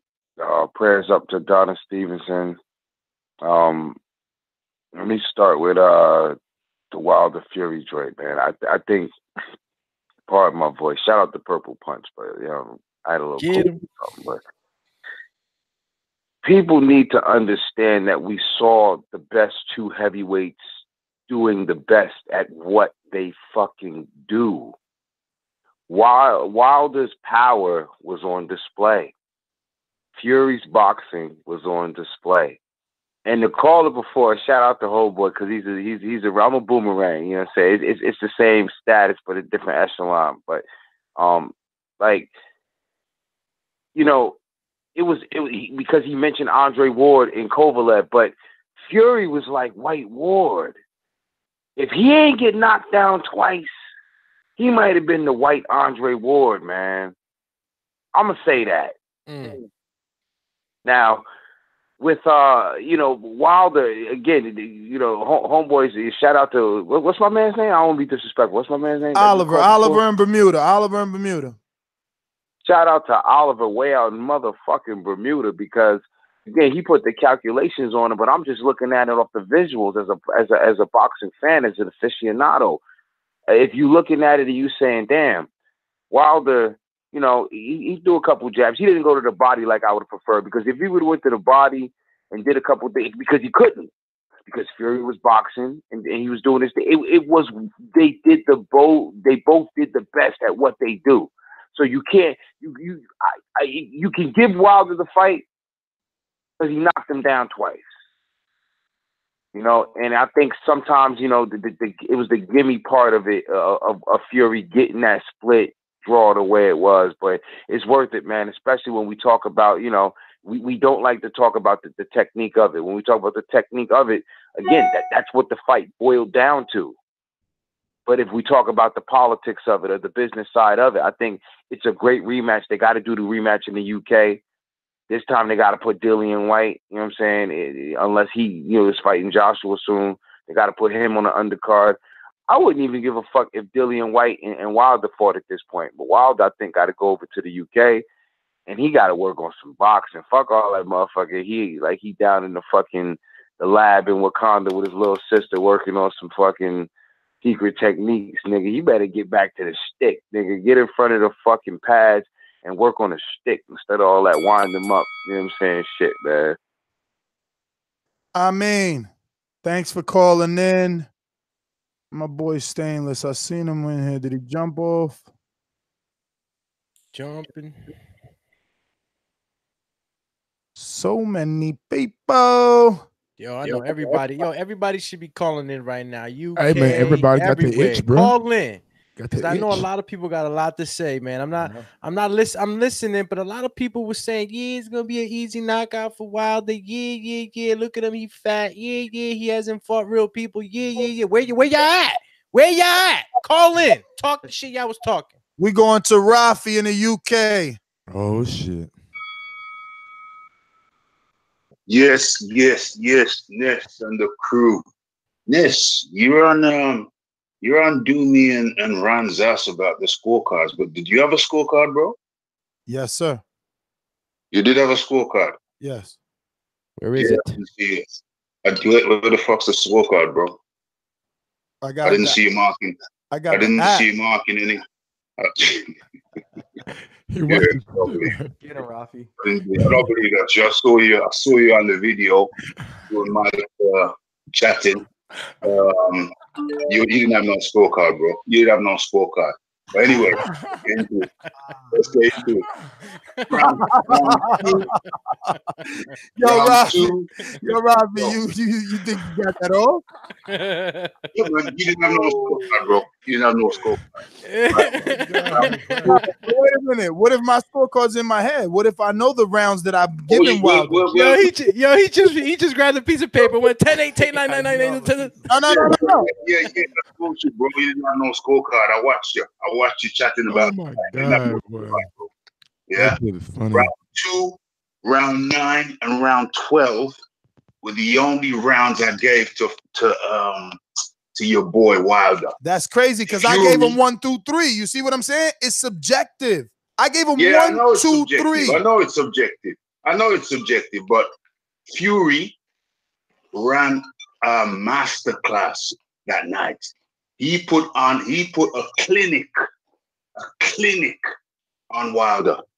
You know, that we have to just sit back in awe at the man's ability to come back from where he's been to what he's done. It was staggering. Didn't think he was ready to put on such a performance. Okay, that's 1. 2. He was amazing. Warren, he was amazing. Thank God that you guys have him, bro, because if it wasn't for him, you were looking bad. You know, the other guy didn't want to step up to the plate. Thank God. The other guy snaps Wilder like a twig. I see that. I mean, he didn't want to do what Fury did. The Anthony Johnson guy. The Anthony Johnson guy snaps Wilder like a twig. I see that now. I see that clearly. I see that in Wilder's body positioning. Wilder can win, but AJ can equally win, if not more so. Now, let's talk about what Warren just said. Warren said or implied that because it was a draw, there is no contractual stipulation that there will be a rematch. So, you know, we have to let that sink in. It seems like the contract said if either guy wins, there's a rematch.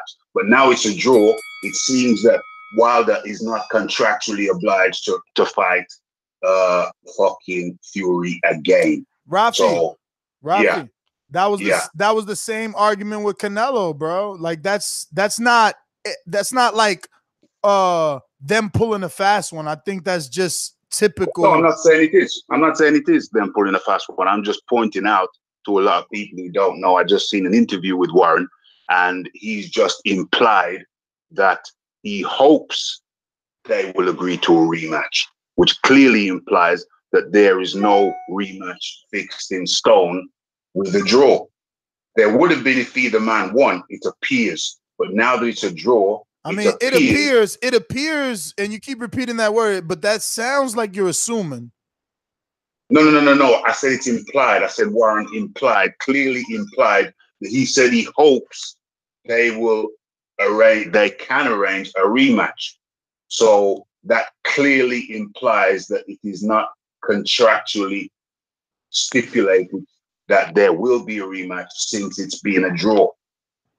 So that's unfortunate, but that's what it appears to Well, Rafi, thanks for calling in, my friend. We're gonna get to Troy. Oh, this is Rafi's American brother, Troy in Baltimore. Talk to me. Yes, sir. I'm surprised you showed up, man. Who? Hello? Doggy, I'm always here. I'm always here. I was over there. No.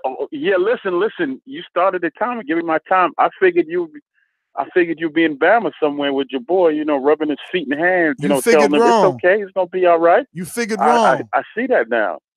But that's probably where you're gonna go after the show anyway. But I watched the fight, and I will give Wilder. I gave him 4 total rounds. That's including the 2 knockdowns and the 2 other rounds.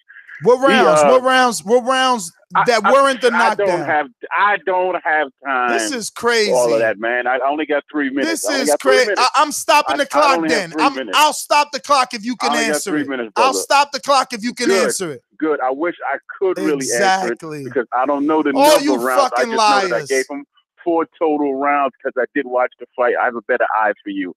A better eye than you. Not for you. I'm not gay. But anyway, like I was saying, I saw the fight. It was a good fight. It wasn't a great fight. There's no controversy with the whole count thing because that's ridiculous. If he was knocked out 2 seconds, 3 seconds, 4 seconds extra, it's not going to make a difference. This is what it boils down to. When you're fighting men that are not subpar competition, they don't have subpar willpower. That's all it came down to. Wilder for years has been fighting subpar competition, give or take 2, right? And those type of fighters just want to leave the ring safe and cash their checks. This man came with a purpose. That's why he willed himself to get up. There's no controversy about the count or anything like that. I hate when people do that because it takes away from the fight. I know. Both of these men put on a very good show last night. Wilder did his best. Fury did his best. The fact is that Fury beat him. Fury cannot punch. He cannot. He has no power. His thing is to move and to hit you and hit you and hit you. Wilder's thing is he has that power, but he's also a one-track pony. He's power. I didn't see him cutting off the ring. I didn't see him doing anything to slow down that herky-jerky movement. Because actually, after about the 2nd or 3rd round, I figured out what Fury was doing. He just has a stutter step, and he herky-jerks, and he comes in with a 1-2, holds you, spins you, same thing all over again. And Wilder couldn't figure that out. So, hats off to Fury for doing what he did. And you got to... Santiago in L.A. Hey, guys. So, I just got the notice that Stevenson has been upgraded from critical to stable. So, kudos to him, and I wish him a speedy recovery. And thanks for that, Santiago. Yeah, no, for sure. And talking about the fights, it was interesting to see everyone do what they did, and it was great to see a pay-per-view be and live up to what we had hoped it would be, especially for these 2 guys' pay-per-view debuts. Nets put it greatly that Wilder looked like he hadn't been out in a while. Like if those 2 tune-up fights he had were just an illusion to what he just put on and displayed last night. And kudos to him getting up and showing that he had a world-class chin, Definitely looked like he was out cold. I was the one that was thinking that Jack Reese was going to just wave the fight off at that point, but he gave him the benefit of the doubt, got up, took the fight back to Wilder, and at the end of the day left on his own accord. So kudos to Fury for overcoming everything he's come to on a personal and professional level. And for Wilder showing, even though it came late, an ability to adjust. And hopefully something that he continues to work on along with his fundamentals, because his fundamentals compared to Tyson are not that great. He does have that power. He teed and loaded up on that shot all night long, and we could see it coming when he was getting ready to throw it. Great fight. I'm happy the way everything turned out. Obviously, I'm like hundreds of people that are eating their crow because no one expected a draw. And I look forward to hopefully seeing a rematch. I definitely think that both guys deserve it. Both guys look like they know what they need to do for the next one.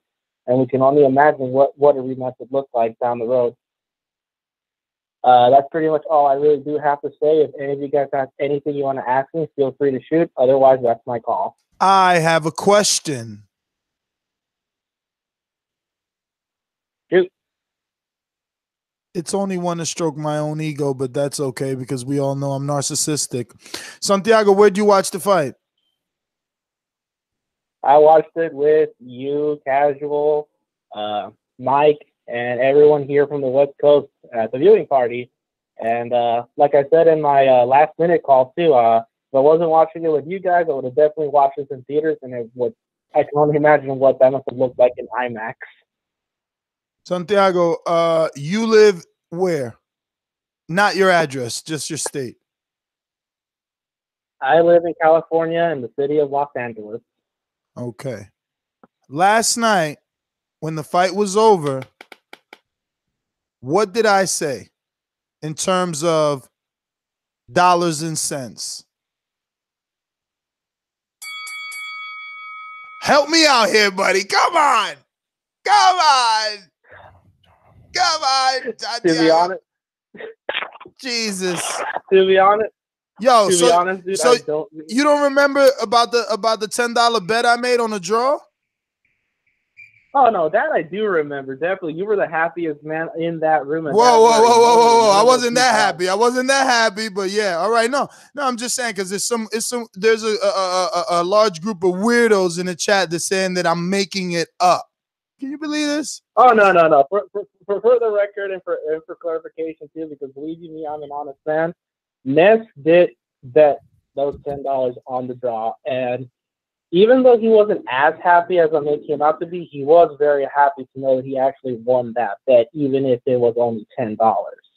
Thanks, even Santiago. Joe and JP were not. Thanks, buddy. And they're on the line too. Joe will be coming up. But not only that, Doomy, you know what other draw I bet 10 and 1? Rosado Aries. Wink, wink. So, people can hate all they want, bro. They can hate all they want. Is what I said when I started doing betting shows. I said, you know what? You guys can say whatever you want about me, but let's talk. Let's talk with the wallet. And I just showed them where my shit at. And remember, all you got to do is go to the first betting show. You know what I started with. So the kitty's getting big. You know what I'm saying? The kitty's getting big. Playing with the kid. Yo, we're going to go out to Michael in the UK. Yo, hey everybody. Yo. All right, I'm gonna keep this simple because it's quite late and I'm gonna sleep. But I'm not happy with the result. I thought it was a robbery. I thought Fury should have won that, even with the 2 knockdowns. I'm disappointed in Wilder because I put money on Wilder winning by knockout in the 11th round. However, one person reminded me that even though he's a Wilder fan, that I shouldn't be thinking too highly. Sorry, Michael. Solomon, please mute yourself or I gotta eject you. You're the only guy fucking up the audio. Yeah, so because Wilder always does this, he'll be outboxed, and then later on in the rounds, he will try to go for the knockout. I just think that, looking at that performance, Wilder admitted himself that it wasn't his best performance. However, I disagree. I think that's the best he's going to get. I mean, he's 33 years of age now. I don't think he's going to get any better. And I think that if he fights Fury next, Fury will beat him next time. And I personally think that the draw is the best result for him. And I knew from the 5th round onwards it was going to be a draw. I just knew the way it was going to go because obviously from a business point of view, but a potential rematch, it could make a lot of money. But I personally think that now he's going to look to do that AJ fight in April. Based on what I heard in the press conference, out of what he prefers the AJ fight because it's for all the belts. And if AJ is looking at that performance, he'll be calling Eddie Hearn right now and saying, whatever you do, use that DAZN money, make that fight happen for April.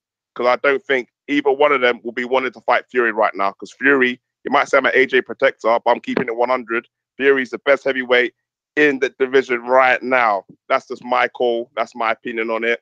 And I have to keep it real. Fury will beat both these guys if they fight. If he fights Wilder again, he'll beat him, and he'll beat AJ. And he was just at 60-70%. You know, I don't think he's fully match fit. And when he fights again, he'll be fully match fit and he'll be ready. And you'll take both of these guys on. So the wise decision, I think, business-wise, is Wilder can fight AJ, and if he wins, then that rematch with Fury can always happen down the line because the public will demand it. That's how I think, from a business point of view. That's how they'll go. So that's my call, guys. I doubt it, man. I mean, listen, Michael, I wasn't expecting that call. Great call. I wasn't expecting that call. I'll piggyback off it and say I doubt it. I doubt it, man. I still doubt that AJ takes that Wilder fight. Listen, Mike, it's so funny, right? It's so funny, Ron. They're like, oh, Wilder got, Fury got robbed. Fury got robbed. It was a masterclass. Yep. Okay. Yeah. Run it back. No, not even running back. No, not even running back. Yeah, it was.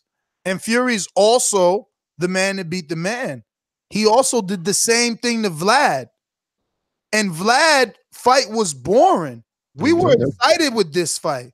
And let me tell you one other thing that people aren't smart enough to connect. Wilder's such a bum. He got so outclassed. Then how the fuck he do better than Vlad? Because Vlad got outclassed. Wilder actually won rounds and knocked Fury down twice. What did Vladimir fucking Klitschko do? Lost his belts. Compare it. Because they're so quick to say, oh, he's a bum. He didn't do this. But if you're saying Fury, in the same breath, Michael says Fury is the best heavyweight in the world, and then you got another dozen callers say Wilder's a bum. Well, he just gave the best heavyweight in the world the best fucking fight of his fucking life. No one ever dropped Fury like that. Not twice. I mean, and another thing, right? The right hand left hook. I thought he was wild. Oh, snappy, wasn't it? I thought he was wild. Why'd that left hook land on the way down? Not only is he not as wild as we thought, but he's also got a killer fucking instinct because the dude was already going down, dude. He hit him with another one, but I don't know. Snuck that bitch in like, all right, damn. But, yeah, I don't know. And want to add anything before we go to these callers? I was gonna say, we definitely need to get Anthony Joshua to fight one of these guys. Fury's out there after even disputing or having his feelings about his own fight with Wilder. He's like, Anthony Joshua, you don't want to fight me. You don't want to fight Wilder. Wilder will beat you. Like he's speaking highly of his opponent. So it's like, they're doing this bashing. It's not just one fighter.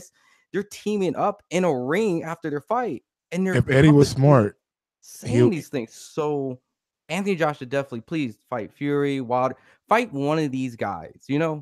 If Eddie was smart, he'll make sure he'll give AJ the Dillian White fight in April. Listen, he don't want to lose them belts. We want them to fight, but it's the writing's on the wall, bro. The writing's on the wall. Some of these guys really got to look in the mirror. It's like you can't say AJ is good and Wilder's a bum and Fury's good with what just took place. It's just impossible. Like, I mean, Fury did to Vlad what AJ couldn't do. Fury stepped up when AJ didn't. I don't get it. And again, Deontay did what Vlad couldn't do, what Derek Chisora couldn't do. And a quick question: If Fury came over, right? Let's just say AJ came over to the U.S., did a pay-per-view, and Fury came back and did another pay-per-view, regardless if it was with Wilder or someone. Who would have more success at this point after Fury's performance? No question. Would Fury outclass? That's what though, economically, or you're talking performance? Economically, let's just say that the U.S. draw. Yeah, but you know that depends on dance partner. Let me get to the super chat. Someone said I'm ducking the super chat. Dude, I'm into the show. You guys are bugging. Here we go. Let me refresh. I was gonna make sure we got to him after all the callers, but since you want to take your time right now, go ahead. Yeah, because I don't want anyone thinking I'm ducking them. You think I care about the fuck? Christopher says, Christopher Boxing 101 says, welcome to America, where blacking fighters get no respect.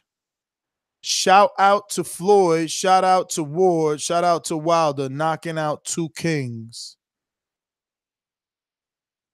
I don't Can anyone help me with that? What does that mean? No, man. I gotta read it. I think he's just showing love to all three of those fighters. Shout out to Ward. Shout out to Wilder. Shout out to Floyd for knocking out 2 kings. I don't know.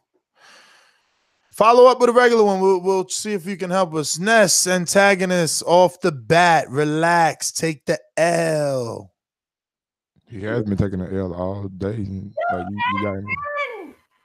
y'all ain't been seeing him going back and forth for this blunt. Jack is the truth. Oh no, that was from Jack is the Truth. The next one is from Jack Killsby. Or Kill B. I don't know, B.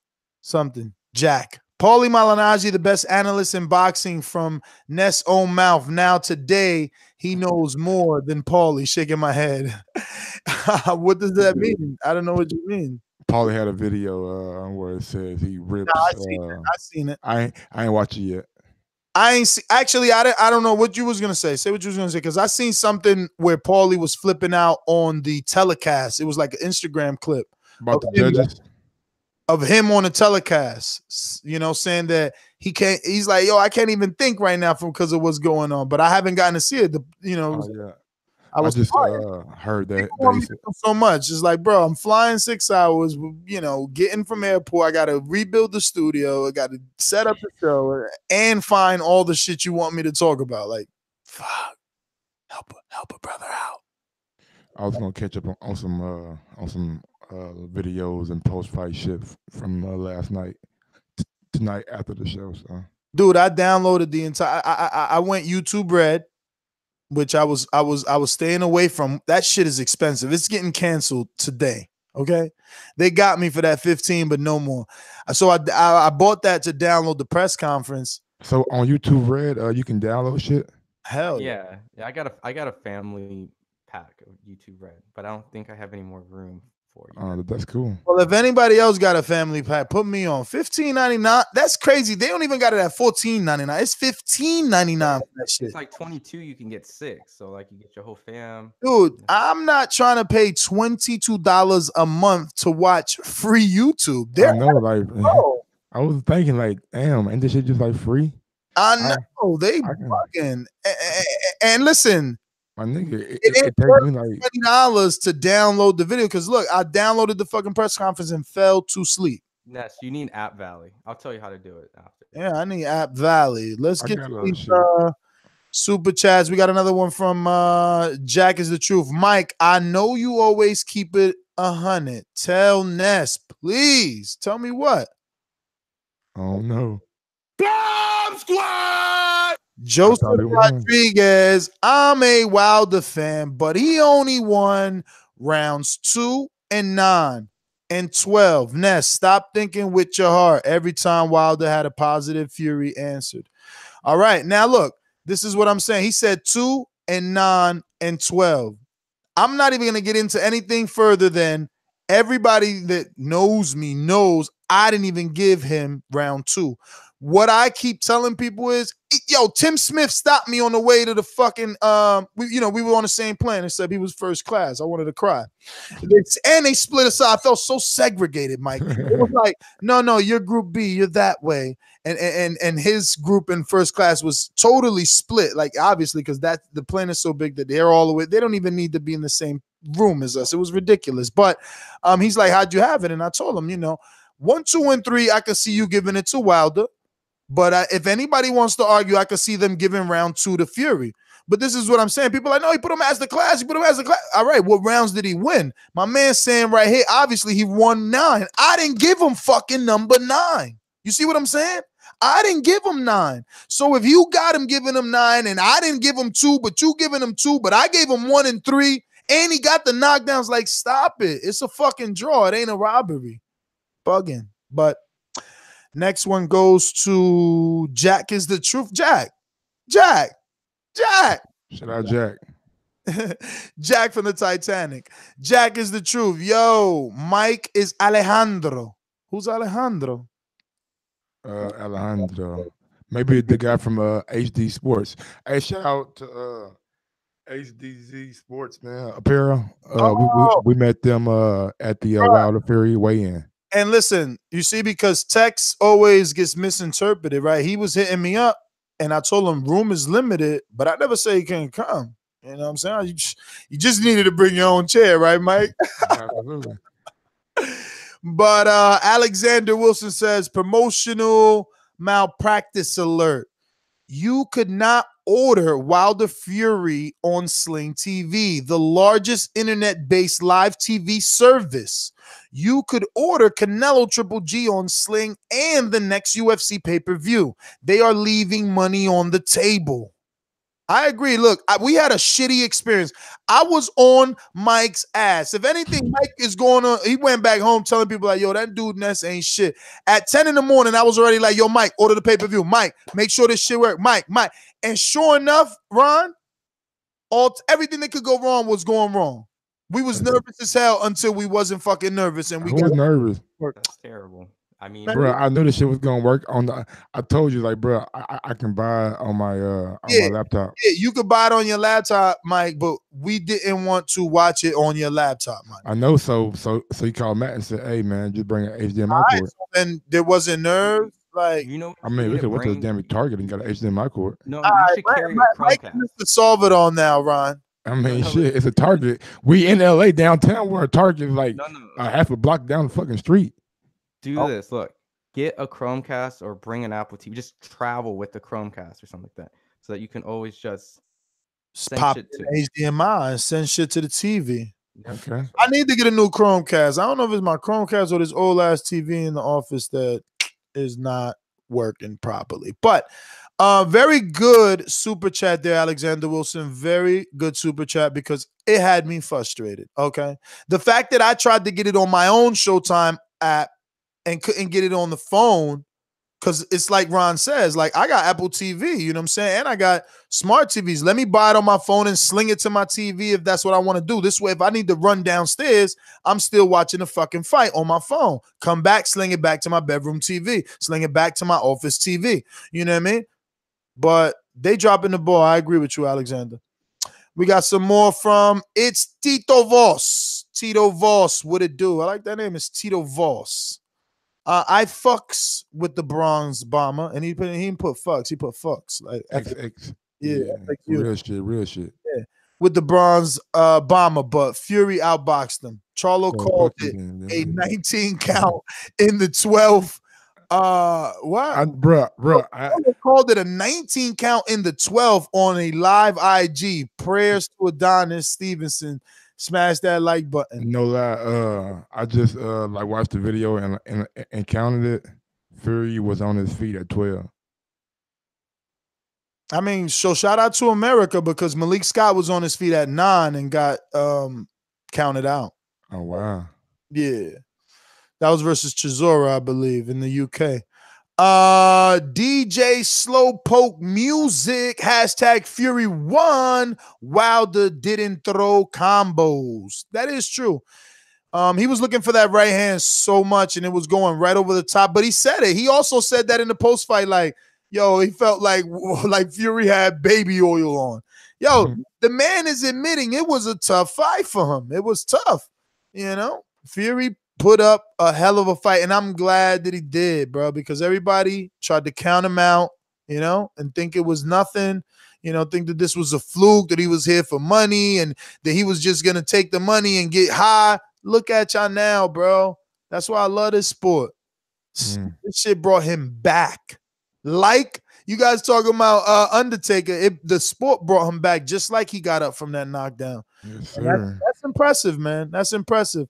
Just to be there, you know, I was there with Belfast to watch him get this fight. Now here for this fight. I mean, look, I'm living the life, sheep. Andre Diacono, I had Fury winning the bout. Frank Warren going to ask for the world now for rematch negotiations. Wembley or Vegas in 19. Get that passport book ready. Yeah. What do you mean in 19? In 2019. Oh, 2019. I thought he was trying to put a date. I want a date. You want December 19th? Are they going like, cause are they gonna let AJ decide first, right? Because like if you're Fury, if you're Wilder, do you really want to do something, or do you want to see could you do something? I mean, if you wanted to say fuck AJ again, you could just Yeah, do but it I mean, at after this he point, do it. again, at this point, I don't think you need to do that anymore because now we got a barometer. We got Tyson Fury who fought and beat Vladimir, and now he drew with Deontay. So you got Vladimir to compare Deontay to. Man, Fury came out and he been said this, but he reaffirmed it a couple of days ago, maybe last week. He won 60-40 against AJ. No, I hear you, but all I'm saying is we got a barometer. Like now, like again, I just keep going back to that. Like we see the performance that Wilder put up versus Fury, and we see the performance that Vlad put up versus Fury, and you can compare those. You know, you can compare those. So you got a gauge. I'm telling you, I think we're gonna have smooth sailing negotiations moving forward. Like everybody, unless this pay-per-view did bad, which I highly doubt, because that place was lit. The weigh-in was lit. Google searches said 2 million. Oh yeah, 2 million trending. Yep. And listen, I don't care if people say, "Oh, it was because Fury brought." Who cares? Who cares? You know what I mean? Ricky Hatton brought 30,000. Who cares, bro? Like the fight was a success. I like the fact that they did the whole red carpet thing. It was weird, but new. You know, like normally we see the fighter walk into the arena through the downstairs. You know, it looks very industrial, a lot of cement and concrete. You know, now we seen them come in fully clothed in their flyest attire on the red carpet.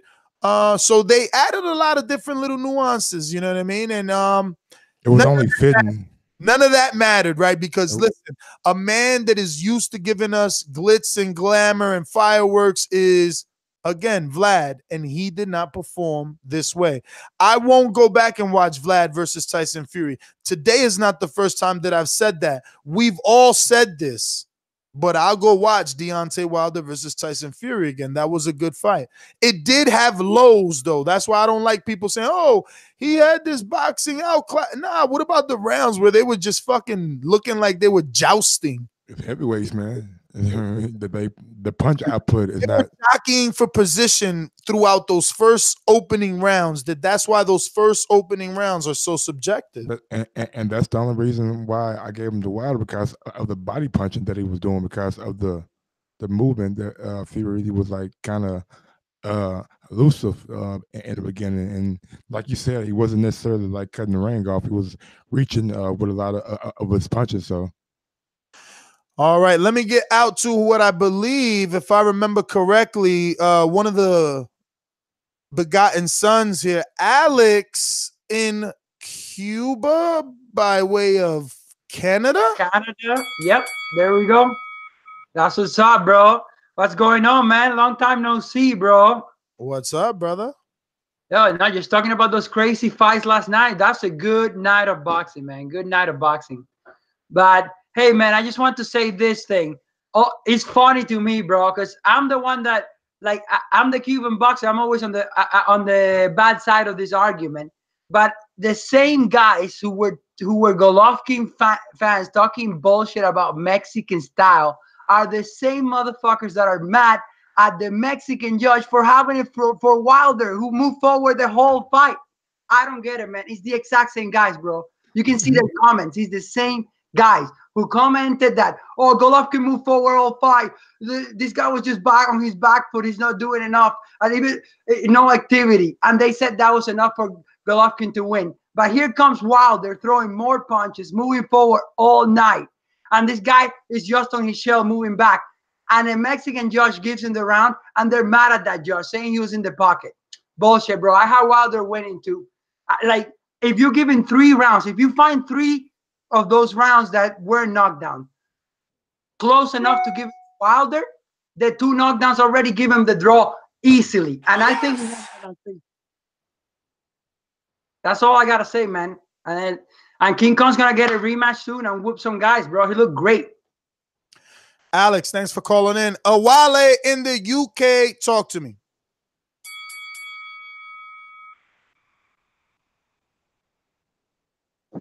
Hello. What up, brother? Yeah. it's actually getting quite late in the UK. So cheers for coming to me next. Yeah, obviously got together last night with a few friends, and we all watched the fight. Everybody literally was just there waiting for Wilder to just lay him out, so we can hopefully just get so much pressure on this Joshua Wilder situation, and hopefully get that deal over the line. But then every single person that was there, luckily, like, we were all from different backgrounds and stuff. And at the end of it all, I just thought to myself, and then I was listening to your podcast and stuff, and I think sometimes I listen to this podcast and I think people's opinions are people's opinions. Obviously, sometimes people have agendas because you guys are close to these fighters and whatnot. But when you think about Tyson Fury, at the end of the day, I'm not here to see a 6'9", Floyd Mayweather. I want to see blood, sweat, tears, and everything. So I understand. I'm not his biggest fan. But when you really think about it, the man went through what he went through. Some might say he put himself through it anyway. But regardless, he put himself through what he put himself. And then to come back and to do what he did, to take himself away from his family, sacrifice everything, and then to go there and literally be robbed. And you guys know he was robbed 100%. Robbed. We were all in shock because by the 12th round, when the 11th round came, we're thinking this is the championship round. If Wilder doesn't knock him out now, he's going to run for the fucking last round, just like Floyd did against Pacquiao in that fight. The 12th came. When he knocked him out, we thought, thank God. Now we can have the Joshua fight. Bro, this guy, and I'll tell you some guys that have been knocked down before. And some of the things that get to me is like when you say as if you're a casual, can you educate me on how to score rounds? People like Klitschko was knocked down 3 times and still won fights. Prince Nassim Hamid knocked down 3 times. Ortiz against what's his name? The other brother, I forgot. Knocked down 3 times, still won his fight. So you can get knocked down as many times as you like. At the end of the day, round by round, did you win round 1? Yes or no? Did you win round 2? Yes or no? Did you win round 3? Yes or no? That's all that matters. And I thought about it actually. You guys have done everything but deflect on the one point here. This was supposed to be his come-out party. This was supposed to be Deontay Wilder's fucking showing everybody in the world I'm the baddest man, all this talk, and this is how I knock people out. That's what you guys are forgetting. And you don't want to talk about that. He fucking stunk out the place. And look at him now, fucking bust up eye, don't know what to do with his life next. I'll let you finish your sentence there so you don't say that even after punching the bell, I cut you off, But you see, that's the problem, that you guys want us at one time to be boxing fans, then you want us to, criticize and critique. You want me to talk about the success of the event because this is supposed to be his coming out party. We don't know the pay-per-view buy rate yet. Because you don't feel that the performance was dominant, you feel that it was a failure. But he said in the post-fight that he's happy with his performance. He's happy with the way things went. Could he have done better? He said, yeah, but he's still happy with his performance. So I don't know what you guys, the problem is you guys want me to feel more than I feel. I'm not as emotional as you guys. You UK guys, man, it's like, yo, my fighter's fighting equals the true definition of, oh, I'm backing that guy is like, he's your mom and shit. It's not like you guys are not family with them. Like, you don't even know that motherfucker, bro. They get to go home and be with their family. Like, I don't get as invested. You think I do, and you want me to. That's what it is. That's why so many people tuned in today, because they wanted to see how is he gonna react. And it's like, bro, I'm here to see how y'all gonna react. They thought you weren't gonna show up, man. They thought you were gonna duck him, you know what I'm saying? And you know what's funny, Mike? You finished selling that story about they thought I wasn't gonna show up. What did you and I say in the parking garage? We both said what? Shit, are we doing a show or are we? The parking garage, bro. Bro, you know how much we smoked last night? Oh, we was leaving, but you're right. You're right. We use the parking garage as our personal smoke place, as well as the roof. But listen, And- when we were in and the parking garage. We both asked each other, "Are we doing a show?" Once we told each other itinerary, Ron, I was like, "Well, you know, I had to catch a Uber at 4:05 to 4:15. That Uber was coming to pick me up, and he had another Uber doing the same thing, right? And I wasn't getting here till 3 in the afternoon East Coast. And he wasn't getting to where he was getting to whatever time he was getting. So we asked each other, are we really going to do a show today? And we both said no. But we're both still here. We never even asked each other, like, yo, you want to do a show?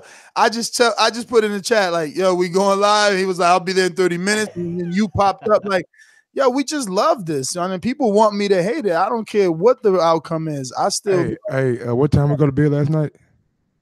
We didn't go to motherfucking bed last night, motherfuckers. I haven't slept yet. You know what I'm saying? I'm doing this off of no sleep.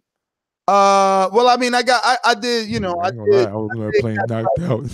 did catch like a couple of Z's on that plane, but it's I'm 6'5", so and I'm in economy. Like I said in the beginning of this story, Tim Smith, VP of Al Heyman Boxing, went to the left on the first class. You know what I'm saying? Well, just to help your case, think about all the people that never re-showed back up when they didn't get their predictions right, or their fighters that they chose, or all the other things. Some callers don't call back. Some people don't call in. Some people. No, where's Georgie at? Georgie Porgy. So you know, it's part of the game, man. A lot of people. Win some, lose Stuart Little disappeared. But the sport lives on. All right, let's go out to Marcus in DC. He damn sure ain't disappeared. What up, Marcus? Yo, what's good, Boxing Voice, man? I was just listening to y'all on the live chat, man. So just to let y'all know, y'all are on tape. But yo, let me say this real quick. Yo, thanks for Adonis Stevenson. He was a great career, man. I'm sorry that most champs got to go out like that, but that's sometimes how you have to get people out the way. And the mantle is that you have to get rid of them. That's why Bernard Hopkins hung around too long until Joe Smith knocked him out the ring. Shout out to him for being better. You know what I'm saying? Sorry about Scorsese. He was downgraded from critical condition to flatline, so I don't know when we'll hear from Scorsese again. But yo, two things I want to point out, man. Whoa.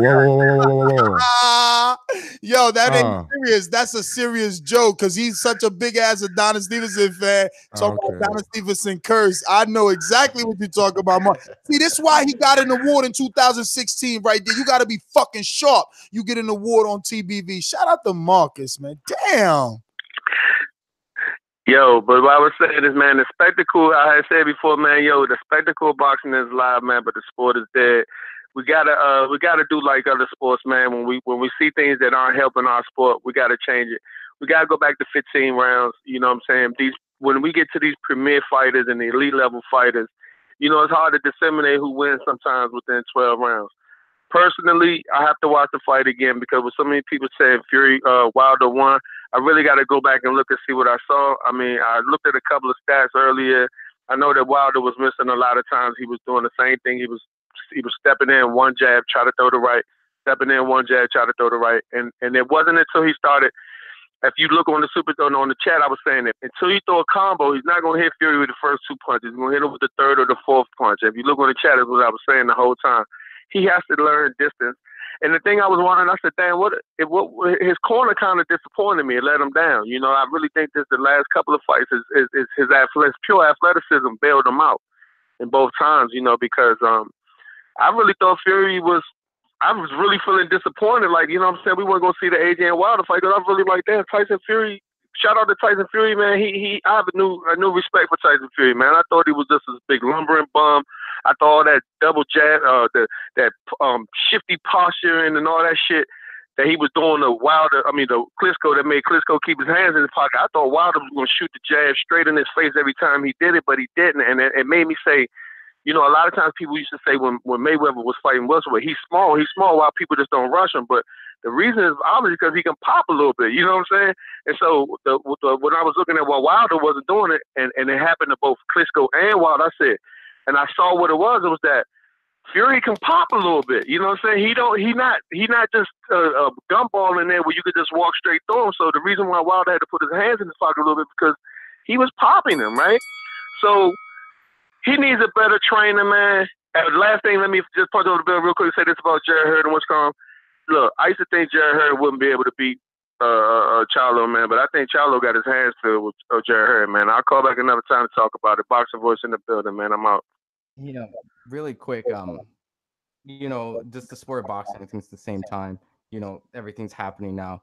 Obviously Adonis Stevenson's hurt right now.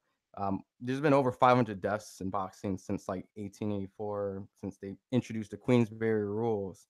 When Dooku Kim fought Boom Boom Mancini, which was supposed to be a spectacle, he died like 4 days after that. So that's when they turned it from 15 to 12 rounds.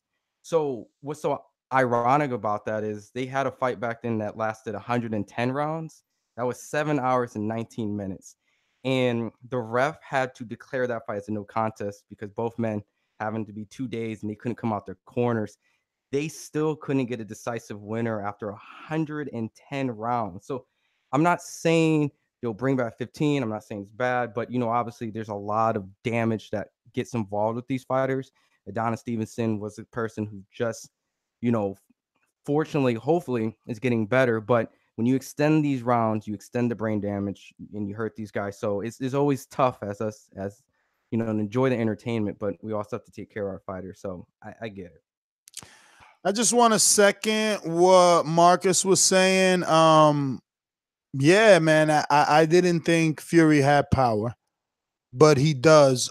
He hit Wilder with a left hook in one of those rounds that sent Wilder backwards and made Wilder clinch.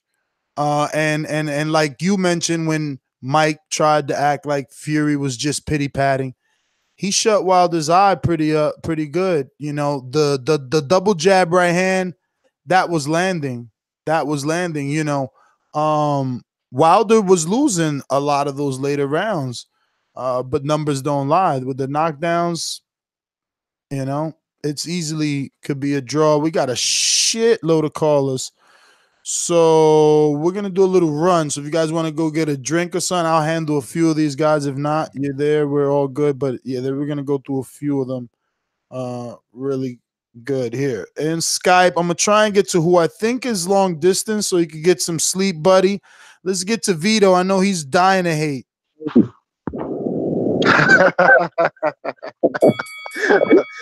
What's up, man? Wait a minute. Listen, the call is for Vito. Please mute yourself. If you don't, I'm going to be forced to eject you. And I think his name is Z. Hey, who is that? Zahid, please mute yourself. You are the culprit. Don't get ejected, buddy. You've been waiting long. You don't want to start the line from the back. Thank you, Zahid. Go ahead, Vito. Yeah, Ness, I'm actually gonna give you some props. Amongst all the Wilder side piece on YouTube, you're actually doing a good job. The narrative you're painting, giving Fury his props, and then saying that Wilder did what Klitschko couldn't do. That's actually smart. So I'm gonna give you that. That's smart because the rest of the YouTube side piece, they're all talking nonsense. We all know what happened, but then again, that aside, the second point I'm gonna make is this. I think if there's ever a rematch, Wilder will knock the shit out of Fury. And this is coming from someone that is not a Wilder fan. Wilder will knock the shit out of Fury. I just feel that Wilder has few things to add to his game to beat Fury. Like he wasn't feinting properly, If he wants to have a blueprint on how to beat Fury, he should watch Canelo versus Emir Khan. That's knockout. He wasn't doing that, and if he can do that, I think he can knock Fury out. Anyways, that's my call, and I'm out. Vito, thanks for calling in. Let's go to Rico. Holler at me. Where you calling from? Rico. Hello? Yes. Yo. Yeah. I'm from London, but I'm in Thailand, living in Thailand right now. I just wanted to say, yeah, the fight was good, but I had some bad mojo when I saw Wilder come out with these new masks. You know what I mean? He killed the whole bronze bomber facade for me. Like, I thought when I saw that mask, I thought, you know what, we're gonna have a bad night here. Do you know what I mean? It was possible. Fury outboxed him. I'm a Wilder fan. I thought Wilder was gonna finish him, but Fury outboxed him. Technically, I think Fury won, but on the reality of it, you can't be the champion going down twice, never knocking down the champ or nothing. You know what I'm saying? So I was happy with the draw, but I think Wilder really needs to sort out his boxing because, boy, the way Fury was hitting him with the 1-2s, I thought Fury was taking a piss out of him until he knocked him out. But the way Fury got up from that knockout and the way Wilder put him down, that redeemed him getting the draw. So I have to give him respect for getting at the end. But boy, he needs to fix up because I've been watching these heavyweights and I think right now you lot are talking about all these dudes, Fury, AJ, Wilder. I think this dude, Jagba, I think he deals with all of them because I've watched these fights. This guy's bigger than Wilder. He looks like Wilder, he's big like Wilder, but he's got boxing skill. So Wilder needs to sort it out now because I think this FA dude is going to clean up. So that's my call. And it was a great fight. And yeah, good work on the coverage in that. All right, brother. Well, thank you for calling in, Rico.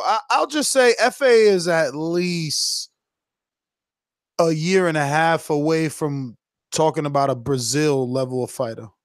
Ronnie said. At least a year and a half away. I was just in Houston, I don't know, November 15th, I think. Let's go out to my friend, your friend, Mr. Info Joe. This portion of the show we call In the Mr. Know, Info Joe. presented by my brother. Yo. Ain't no show without info. Gods. Hey, man, what a great weekend of fights, man. I just want to say shout out to all the TBB fam that came out to LA, man. We drank together. We got buzzed together. We smoked together, and we debated boxing like it was no tomorrow. Hope everybody had a safe trip back home. Yo, let's get into this. Hey, I didn't score the fight, man. I watched the fight with Ness, but I didn't score. I'm just going by the eye test. I need to see it again. I did think the draw was fair. Shout out to Fury, man. He was outboxing Wilder. I did have him up, but I do think the 2 knockdowns made the difference. So I do think the draw was fair. That dude, man, he got gorilla balls, man. For him to get up from that 12th round knockdown like that, man, and pop up and then press Wilder after that, I have a newfound respect for Fury. Yes! I am a fan of Wilder, man. I do believe he needs to add some more tools in his toolbox, man. It was always the same, the paw and jab, right hand, left hook. I think he needs to vary his punches, maybe a left hook, right hand, or fake the left hook and then throw the right hand. He's telegraphed the whole fight the right hand. I knew when the right hand was going to be thrown. He just is vary up his punch and also throw combinations to set up the knockout. He does and will continue to always have that vibranium Wakanda power in that right hand, man. But he needs to add some more tools in his toolbox, man. I do believe that Fury will give. I think I would pick Fury to beat AJ if he can dodge Wilder's right hand like that from a guy that's just as tall as him. A shorter guy would even have a more harder time hitting him with that right hand, I believe. Unless you double up with the jab. But shout out to both fighters, man. They both gladiator warriors. And I'm not mad at who says Wilder won or Fury won. It was a great, entertaining fight. And I think the heavyweight division is back, baby. Shout out to all the fights this weekend. I agree with Marcus from DC. I do think Hurd will give Charlo a hell of a fight. That's my call. Shout out to the boxing gods and to all my boxing hardcore brothers. Peace. All right, Joe. Thanks for calling in. We're gonna go out to a new caller here. The 408-65. Excuse me, 408-645. 408-645. Yo. What's up, brother? Who's this? TBV, what up? What's going on, homie? I called in a couple times. Oh my god. I was saying that Tyson would be able to win by knockout in the 12th. Certainly didn't happen, but I thought that Tyson Fury did a great job in tiring Deontay Wilder out. What impressed me was Deontay Wilder's championship heart. I didn't think he would be able to keep up that pace for that long, especially with his flaws in his fundamentals. But he showed he had championship heart, and he could come and he could keep up that pace the whole time. Impressed with that. I was disappointed by the decision. The sport is called boxing; it's not called punching. So I thought that the close rounds should have been given to the better boxer, which was Fury all night. I did have Wilder winning 1, 2, and the 2 rounds that he got a knockdown, but I thought those rounds, the knockdown rounds, could have been 9-9 because Tyson Fury did such a good job at boxing. I was also going to say shout out to Jason Welborn. He when Hurd almost fell through the ropes, he could have punched him and done damage, but instead he chose to grab his opponent, keep him from falling. That shows good sportsmanship, and I think guys like that should get a little shout out. I was also going to ask you guys what was more impressive, Joyce winning by first round knockout in dominant fashion, or Ortiz dominating 10 rounds and knocking his man out at the end of the 10th. I was curious who you thought had a better performance and made a case for having the next big fight at heavyweight. Thanks. That's my call. Appreciate you guys, TBV. You said Anthony, right? Yeah. All right, got you. Yeah, I didn't see one above the other, to be honest with you. I did. You think Joyce? There's obvious levels. I mean, like, I'm not impressed like that with Joe Joyce and his performance over Joe Hanks. But I thought coming in, I thought Kauffman was supposed to be a tune-up for. They both are, and that's why his father took a shot at me during the interview. But Kauffman, it's no longer. That's what I'm saying. It's no longer about resume or nothing. They had a fight. So what did you see? You seen Kauffman have more grit than Joe Hanks. And if we think about it, Kauffman, arguably won the fight with Arreola, whereas Joe Hanks never done nothing. Like, he looked good, bro. He looked good for a couple of seconds in that round. He had some success over Joe Joyce. That's why I said, like, yo, we seen some things in Joe Joyce. He's still slow and a low-level heavyweight in Joe. And look, Joe is from my hood. He's from Newark, B. Like, people call me biased. I'm telling it how it is. Like, he's from Newark. You know what I'm saying? That's where I'm born and raised. And I'm not trying to fluff it up like, oh, Hanks went in there and he tapped him up. And if someone better than Hanks goes, they're going to knock out Joyce. Nah, because I know Hanks, he ain't on that level. But Kauffman, on the other hand, I think Kauffman fought with a lot of heart. I think I would give it Ortiz because you got to see more. You got to see what he was still able to be, his movement, his setups, his jabs. I mean, sure, it wasn't the second round, third round knockout that he's normally known to have in his previous fights, but you were able to see he's still light on his feet. He can still set up punches. He still counters. And, at that point, you can only imagine if he can do that to another opponent. His people listen to this show and they won't be happy. They can hit a live fight. Oh, we didn't do a live fight chat, but I know Mike was there and I was like, whoa, Kauffman's in the pocket. Now, was Matt arguing with me that was a lie? Was Mike also not agreeing with me? Probably, but I still seen Kauffman at times stay right there in front of Luis Ortiz. Yeah, we were in the minority. So, he showed some things too, man. He showed some, like, every fight doesn't have to be, win or loss, but with every fight, you putting a little piece more out there for people to see how to, handle you. But let me get to what is this? No, that is not definitely not a Deborah. Because there's no A there, but Debro maybe? French? Are you talking to me? Man, I have no clue. You ending in 31-1? Oh, that's my last name. My name's B. What's up? D? B. B. From? I'm from Jersey, but I'm in Boston right now. Oh, shit. Jersey boy in the house. What's up, brother? What's up? How's it going? I'm a new caller. I just wanted to give you guys a shout out because I was a hardcore casual until like 3 months ago. Then I found you guys on iTunes, and now I know way more than I thought I would. And I probably wouldn't have been watching as many fights as I was. So shouts out to TBV for that.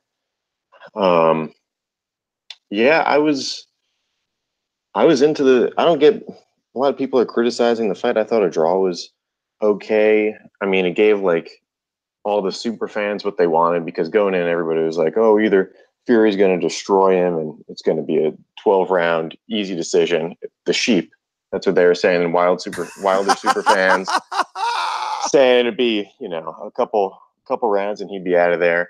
And now Wilder super fans are saying, "Oh, it was a 12 count. It was a knockout." And Fury fans are saying it was, Wilder won 2 rounds maybe. So all the super fans have something to clutch on to for the rematch, which I hope does happen because I think that fight just solidified that AJ's the 3rd best heavyweight. He almost got knocked out by a 41-year-old. That's all that matters to me at this point. And maybe it's because I'm a new boxing fan and like used to seeing. Yo, wait a minute. I just want to say I am thoroughly impressed that you got all this knowledge in 3 months, bro. You must have went back doing a lot of YouTubing. Bro, I had a job that let me listen to podcasts while I was working. It was like 5 hours a day of TBV. Sweet, man. Music to my ears, bro. You sound like you know what you're talking about. Not because it fits my narrative, but just because, like, I don't know, you sound knowledgeable already, bro. Good call. Yeah, and then maybe it's like because I'm a new boxing fan, I'm used to like Canelo Triple G stuff, but going into it, I was like, if Wilder doesn't get the early KO, I thought it was going to be a draw.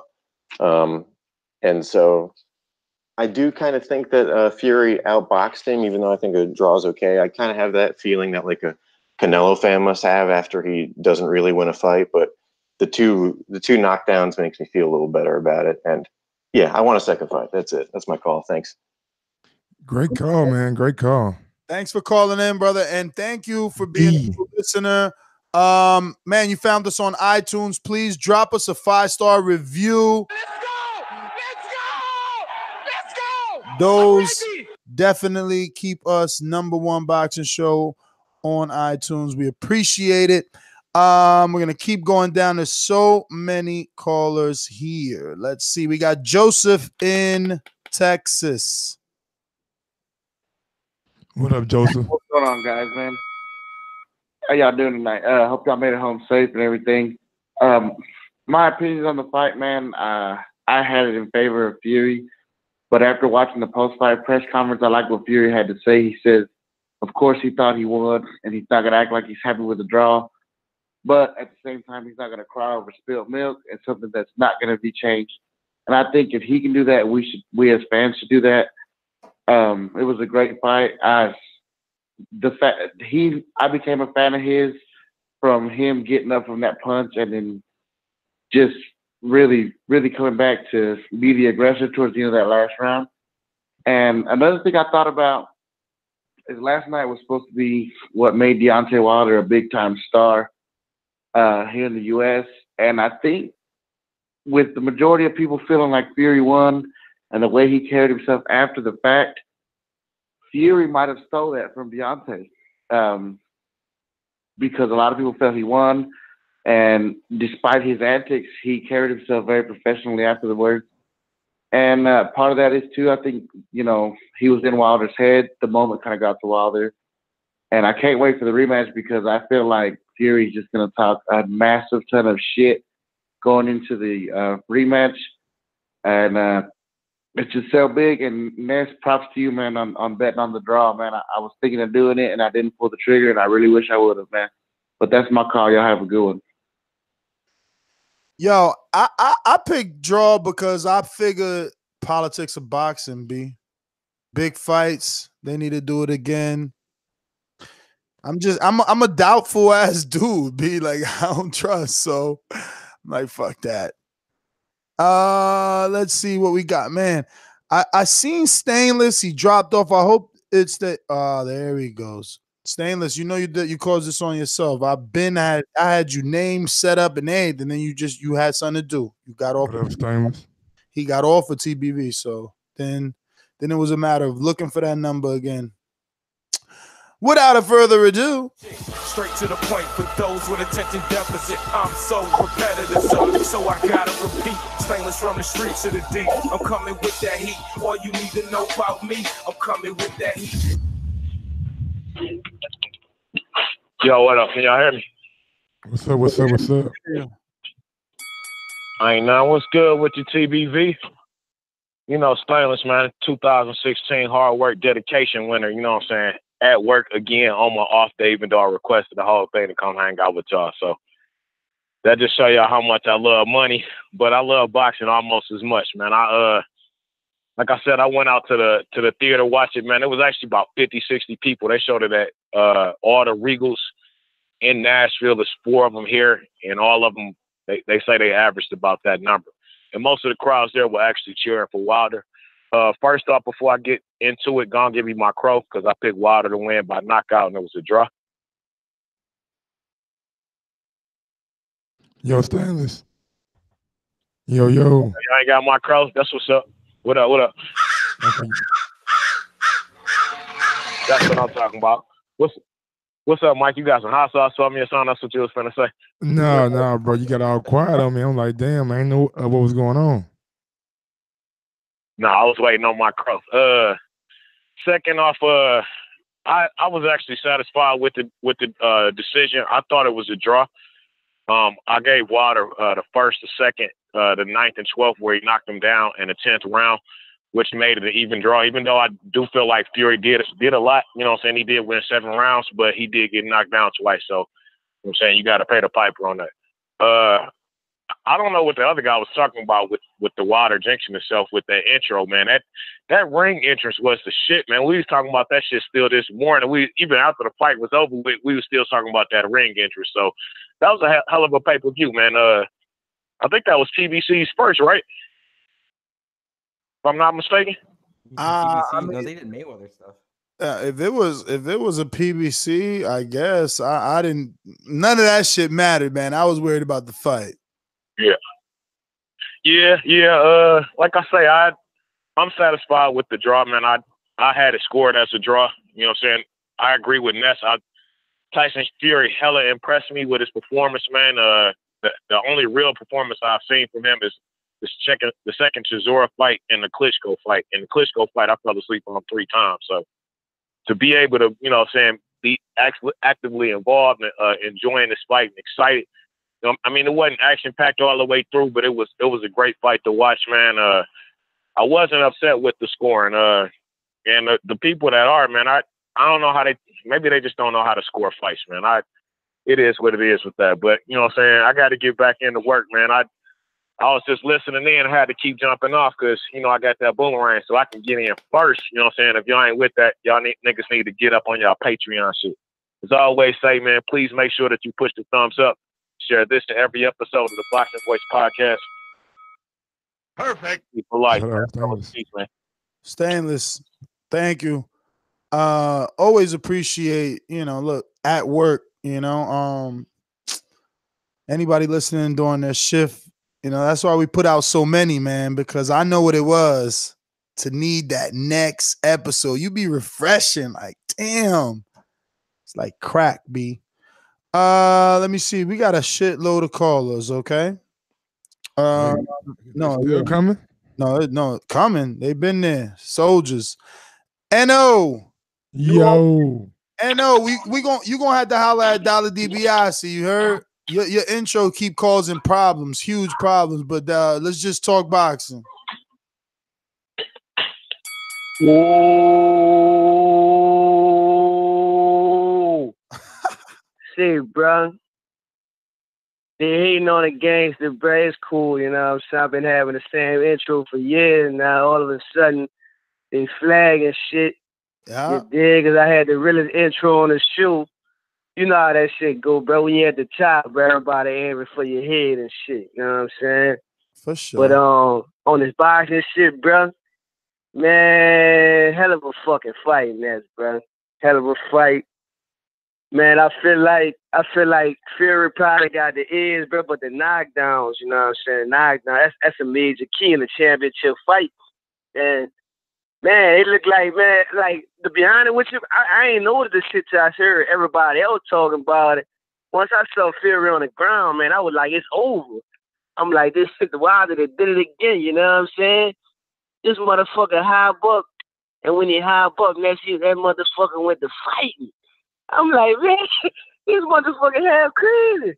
You know what I'm saying? 'Cause he was out, man, the man eye roll behind his head, man. You dig? Now, when I watched the fight again, man, he was down there for a long time.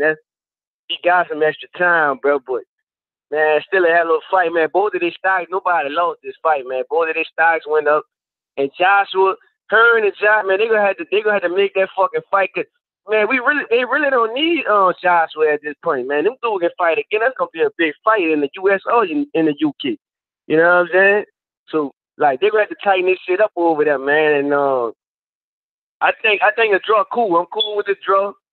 If Fury would have got it by a round, I wouldn't have been tripping on that either. You know what I'm saying? I got a whole new respect. Y'all know how I felt about Fury, man.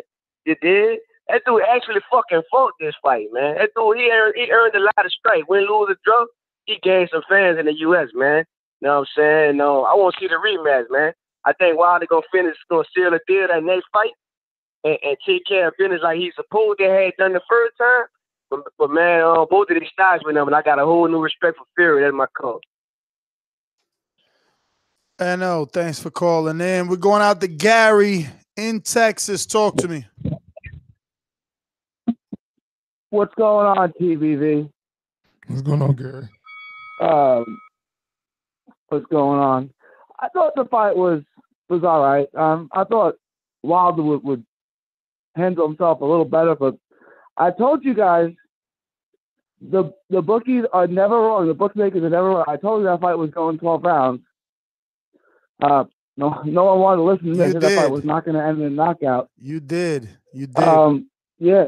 When you're a degenerate gambler, you learn things. Like, you're never gonna outsmart the bookie, so bet with the bookie.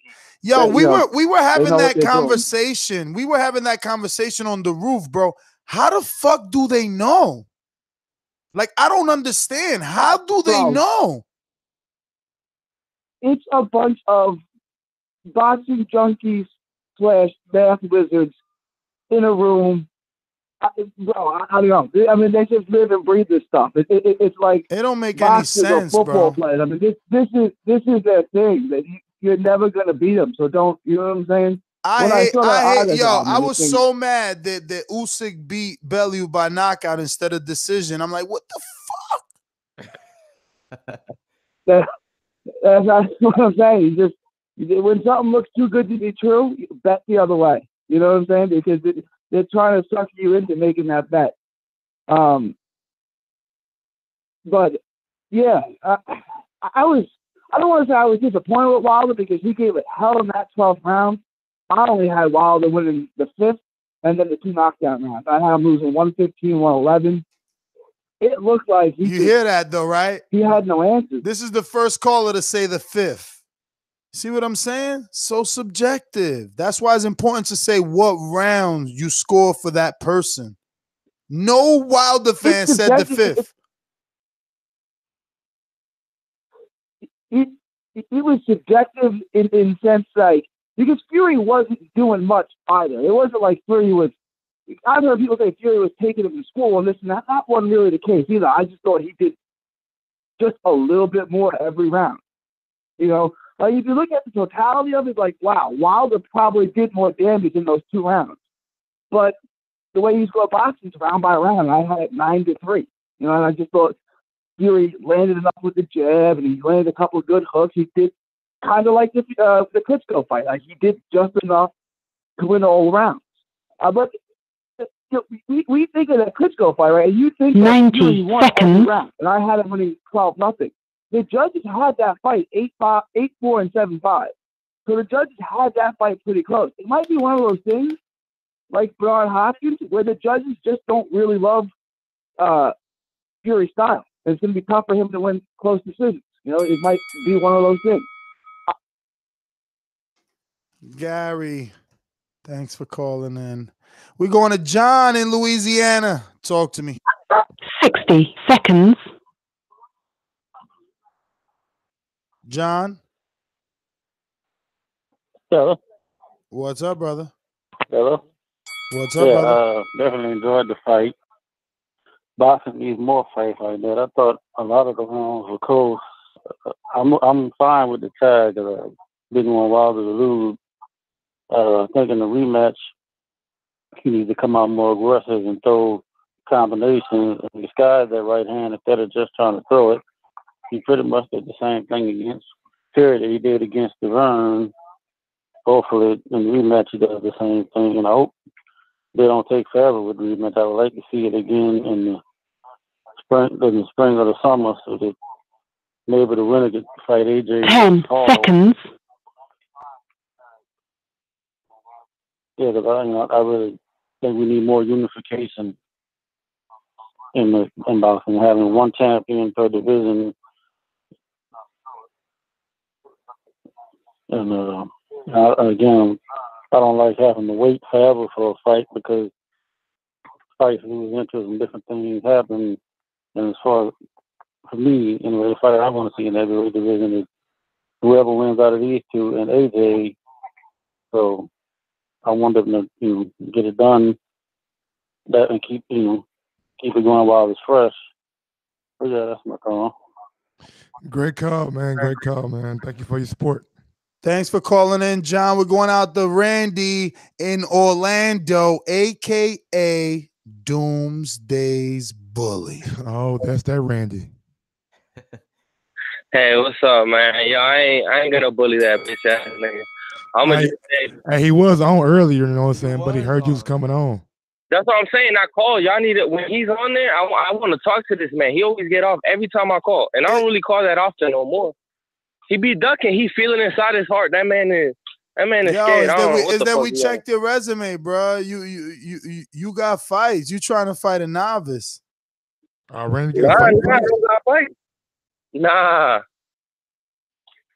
But now, to the fight, yo, it was lit, bro. I ain't gonna lie. I had people that don't even know boxing just talking about the fight. People on IG posting it, going for Wilder.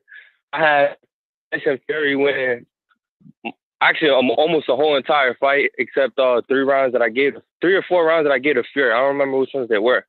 I was a little tipsy. But, yo, that fight was lit, yo. That fight was real good. And that's it for my call. And tell Doomsday to stop acting like a bitch. And that's it. All right, Randy, thanks for calling in. You see, that's my problem, bro. Like, how is it that Fury won, but you don't know what rounds he won? So how do we know he won? Like, he has to win a certain amount of rounds, but you're saying he did win that certain amount, yet you don't know which one of those tally up to the certain amount. It's hilarious. Hilarious. Let me see here. It looks like I think we have some super chats. We stopped with Andre Diakonu. Then we have a new one from Jack is the Truth. Says, you said Wilder win by KO is easy money. Well, yeah.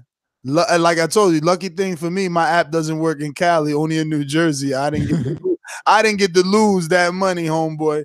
Bo and Bama said, I won $250 off $10, cover all my losses for the KO. See, he bet the KO. So he broke even, you know. Yes. Bo always sends me a screenshot of every time he bets. Sends it right to my damn a DM and lets me know what he wins and shit like that. So yeah, he definitely bet a draw at 250, I believe. He got bad odds. I got great numbers for that, but that's why I'm saying early. Now remember, he bet the KO too though. Oh, DJ Slowpoke Music, hashtag Wilder versus Fury in Las Vegas, July 4th, 2019. Book it. Oh, damn. You imagine they do it called Independence Day? Could they do that? Could they do that? No, hell no. They won't do it on July 4th. He said, he came back with another super chat, said 4th of July weekend, July 6th. Okay, now you're talking, because I was about to say, wait, they ain't going to do it on that weekend because that's a big weekend for America. And people traveling too. Yeah, people already spending money on travel. We got Tavion saying the ref saved Fury with that 10 count in the 12th. Yeah, man. That's let's go here to a new 504-710. 504-710. First time caller? No, this is probably my third time calling. This is Rue from New Orleans. All right, Roof 504 from New Orleans. This Oh is, my I called God. a Yeah, couple you of have. times You have picking- called in. You have. I don't know why this thing is not saving. You're right. All right, 504, talk to me. So I picked Tyson Fury to win. I watched this fight twice and I scored it twice. The best I can do was Fury winning 114 to 112 and a draw. So I'm not outraged at the draw. I don't really think that anyone really dominated anyone. I don't think that Fury outboxed this guy like a lot of people are saying. I mean, he got knocked down twice. So I think the draw is fair. I'm not outraged at that.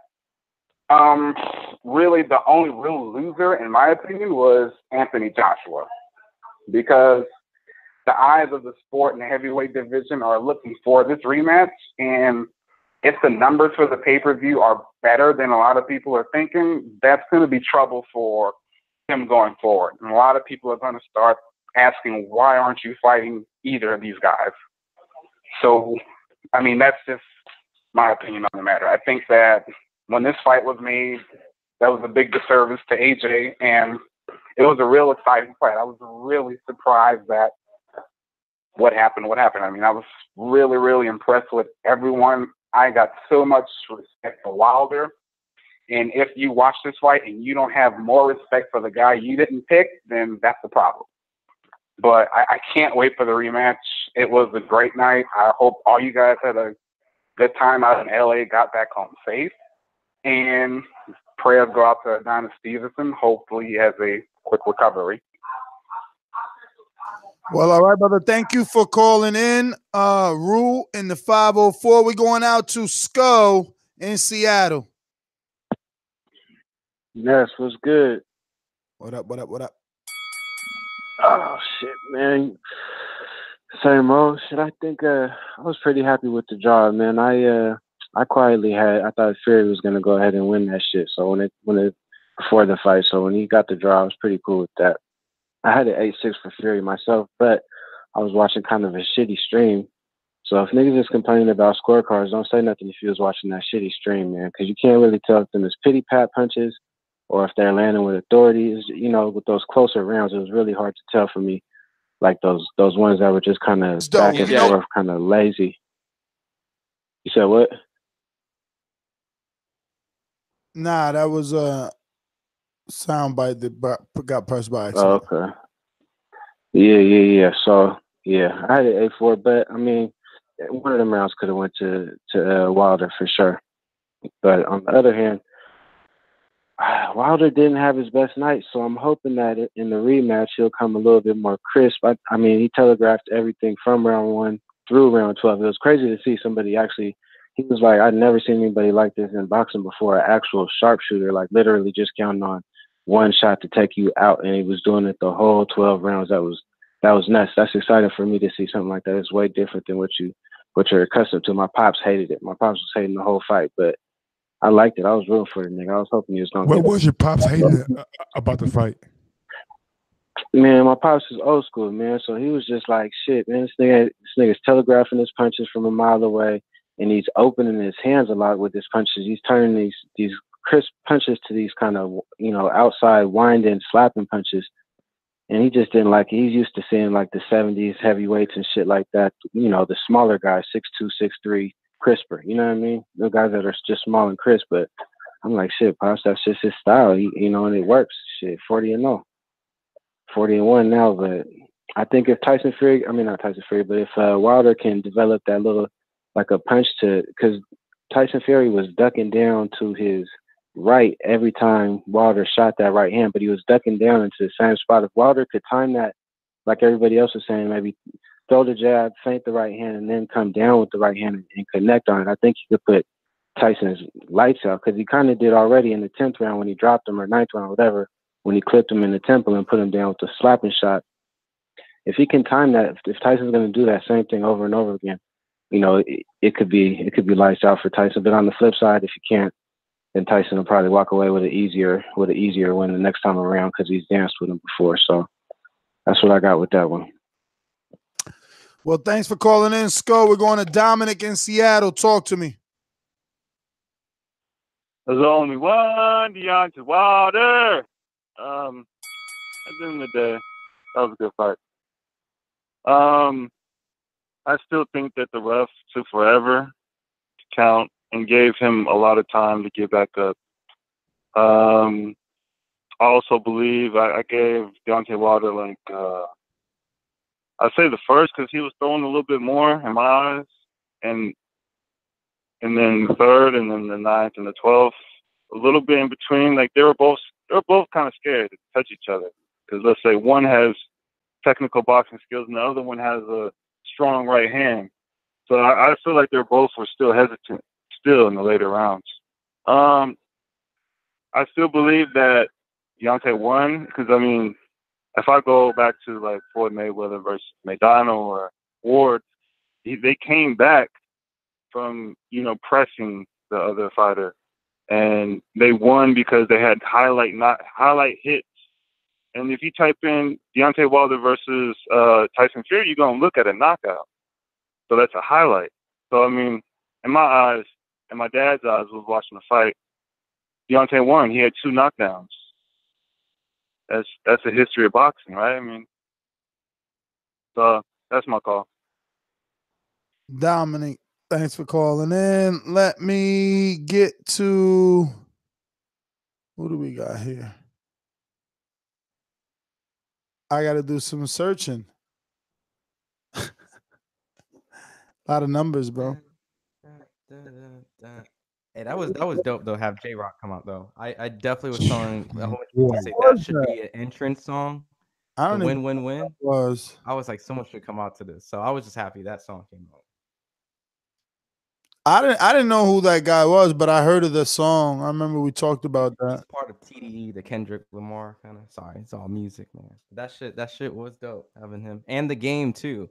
Were Hurd. That was. What dope. did you think of the outfit? Because It was eccentric, but it's entertainment. So that's what he is, the Bronze Bomber. So he's here to entertain. So yeah. Good job performing. Let's see. Looks like nope. That is not right. Bro, they really wanted to come for your head today, bro. Like these. They can't come for my head. Hey. Damn, in Norwalk, Connecticut. Hey, what's going on, Ness? I live in San Clemente now, California, and I was at the fight last night. I feel Fury weight affected Wilder when he clinched. I thought Wilder won the first 3 rounds, but Showtime showed the score, and they gave all those rounds to Fury, and it kind of changed the perception of the fight. If you look at everybody's card, you'll see a different rounds for Wilder. Looking at the judges' scorecards, the judge who scored it for Wilder gave him 1 through 4, 8, 9, 12. And the judge who gave it to Fury gave him 2 through 6, 8, 10, and 11. So I just feel like it could have been a draw. It could have been for Wilder. It wasn't a robbery at all. That's my call. Thanks for calling in, brother. We're going out to cruise control. Talk to me. Yo. Peace. Shout out to the panel. Shout out to the chat. Hit them like buttons, subscribe. Yeah, the fight definitely wasn't a robbery, but you could argue the fact that Tyson won the fight I mean, if you had to ask yourself who looked better, I mean, Tyson looked better, man. I mean, he was rolling with that right hand. At one point, he was pointing at Dante's right hand, waiting for him to throw that shit. And sure enough, Wilder throws that shit, and Tyson rolls with it. You know, I mean, I want my man to get a better skill set, you know, with some combinations, with some uppercuts, step back, step to the side, move his head a little bit more, you know, keep his hands up. It's just little things like that I want my champ to have when he fights the best.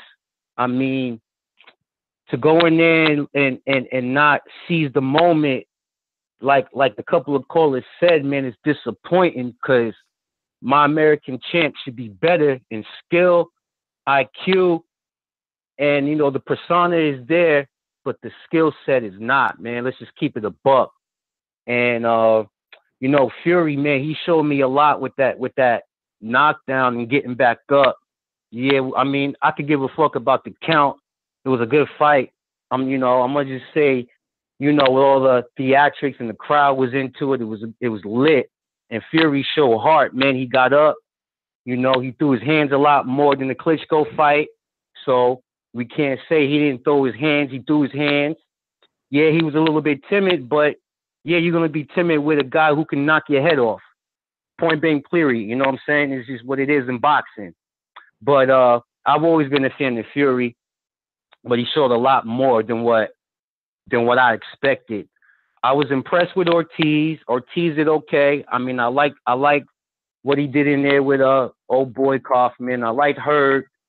I think Hurd can give Jermell problems, but again, you coming in there, not moving your head, your hands are not up, you know, and you're not moving around, cutting the ring off, and you know the bully pressure.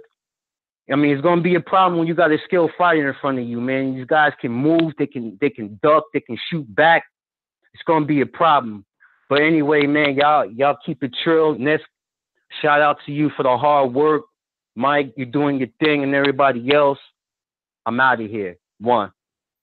Cruise Control. Thanks for calling in. Long time listener. For those that haven't heard him in a while, it's always great to know that you guys still listen, man, and find the time in a busy day. Like Enrique said, man, big fights bring him out. Let's jump out to Skype. Our mastermind back for some more. Javier, talk to me. Yo, these motherfuckers pissing me off, man. How you say I mean, they keep saying, oh, Deontay last call say he didn't seize the moment. I mean, technically, he gave you one of the best moments of the night with that knockout or the knockdown. I mean, damn, he just got fucked over. That Fury got up. I mean, shit.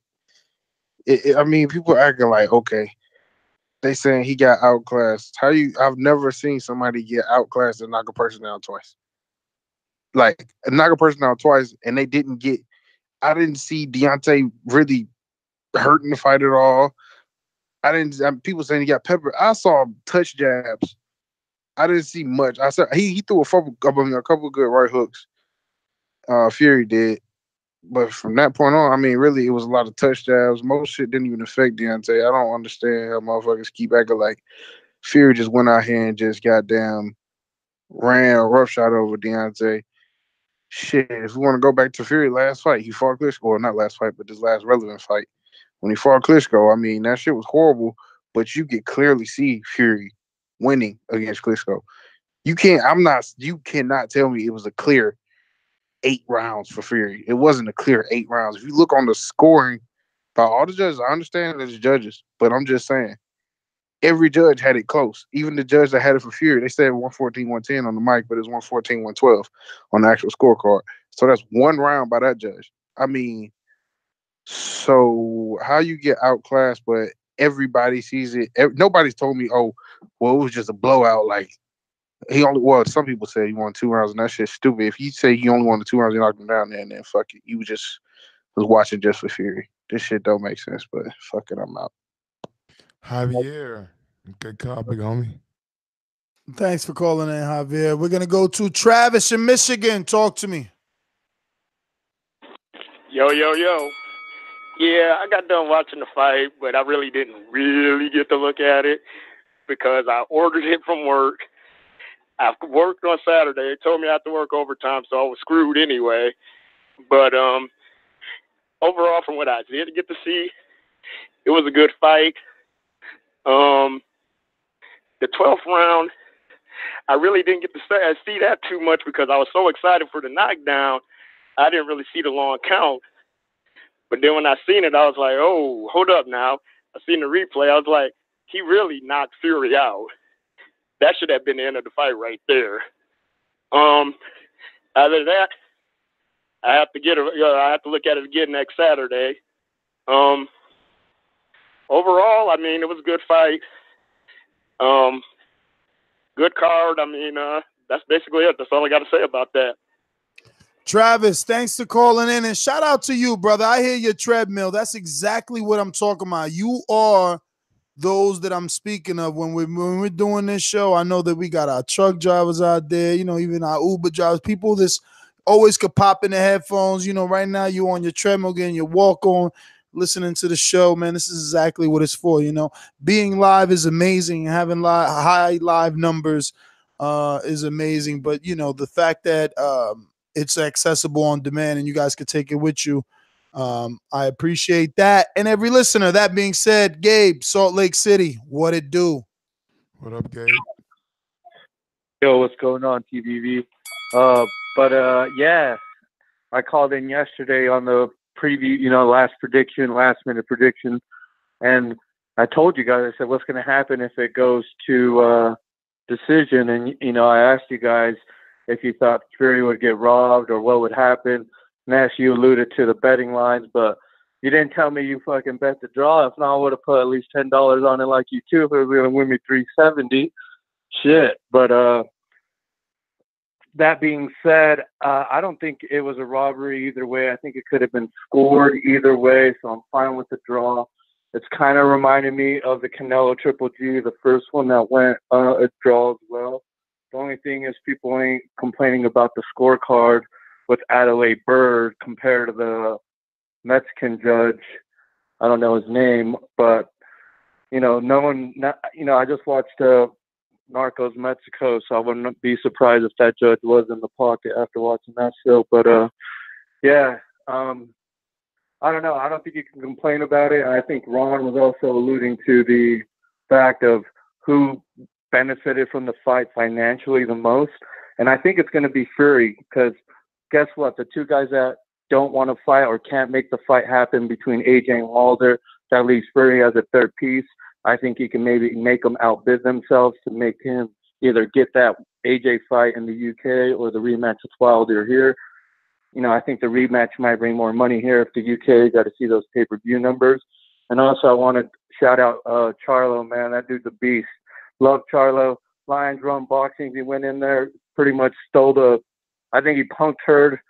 Hurd didn't say anything. I felt like Jim Gray had to stand up for him, like had to interrupt Charlo, like, hey, back off. But, yep, that's my call. Go support TBV. Later. You know, I agree with him, man. I watched that clip that I played, and you can see her trying to shake Charlo's hand. I mean, correct me if I'm wrong. Maybe he's adjusting his belt, and I mean the actual WBA on his right shoulder. But yeah, the clip is on one of the Instagram, either Showtimes or PBCs. You can see it. Let me know. We're gonna go out to longtime listener, my boy. Every time I hit Miami, I get treated right. Hurricane Ray, what it do? Yo, what? Hey, you can hear me. You can hear me good because I'm on speaker right now. Y'all can hear me good. We actually hear you good. It doesn't sound bad. All right, perfect, man. Yo, I don't know about y'all, man, but I got hurt when I saw Jake Paul in the ring with the WBC belt. I was like, yo, get the fuck out of here with that bullshit.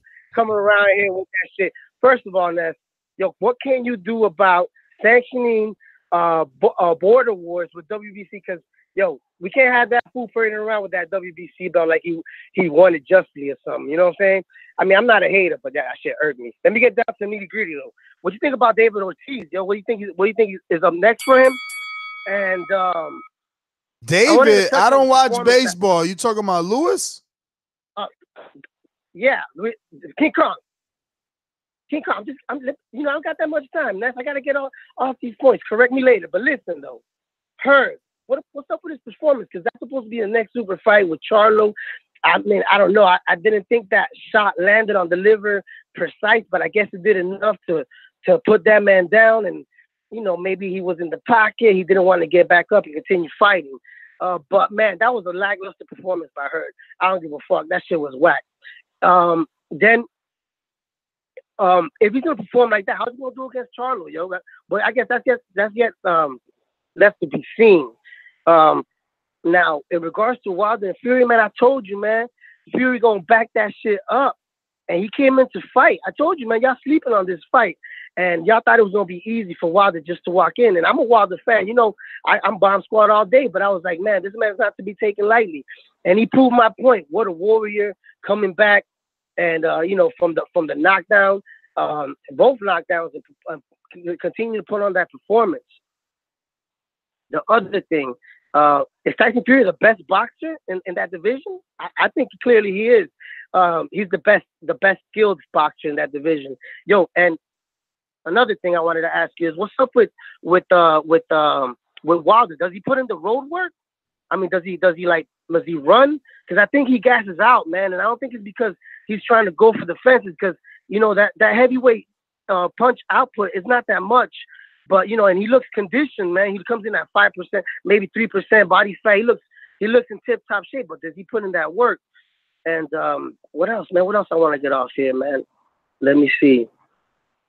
Yo, AJ still ducking. He ain't say nothing though. That's for real though. And you need to tell Wilder to go in for put some body work, man. He need to put that body work in that.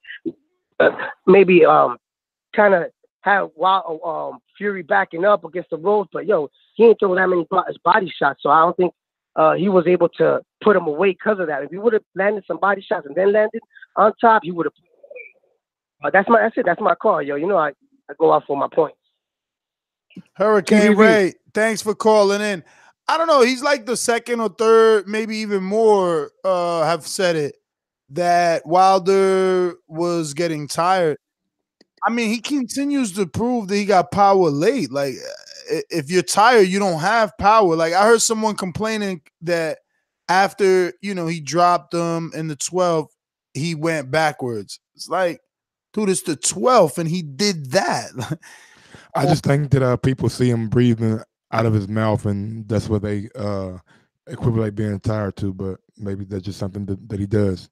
I mean, also, he throws them punches with conviction, man. So, I mean, if you swing and not saying, swinging and missing is always worse. It's gonna take you. It's gonna take a lot of air out of you. So them swings come with killing intentions, and Tyson Fury did a great job making him miss a lot. So Tyson Fury, boy, he got some Matrix avoiding. It was like the way he dips and dodges, he's really good at it. We got a new caller, 803-614. 803-614. Who's this? About time, man. It's Sosa from South Carolina. Sosa, what up? Man, I think my boy Luis Ortiz would have beat the fuck out Tyson Fury because he'd have came forward the whole night. Wilder, he don't throw enough punches for me, man. I love Wilder, but he don't throw enough punches. He need to get in that Earl Spence gym. That's how I feel or whatever, but it is what it is. He got too much power to be bullshit running. What you think? Hey, man, I can't disagree with you, B. You said North Carolina or South? South Carolina. Oh. Yeah, man. I told y'all, this is what I'm saying. People like, oh, Nezo laughing at me, bro. I said it. I need Wilder to cut the ring off in this fight. He better cut the ring off in this fight. Like, did he cut the ring off? No. Nah, man, he ain't cut it off good enough or whatever. I ain't had to pay much because it was at the movie theaters or whatever. But yeah, at the same time, You got too much power to just trying to finesse somebody. Stop trying to outbox this man and beat this man's ass.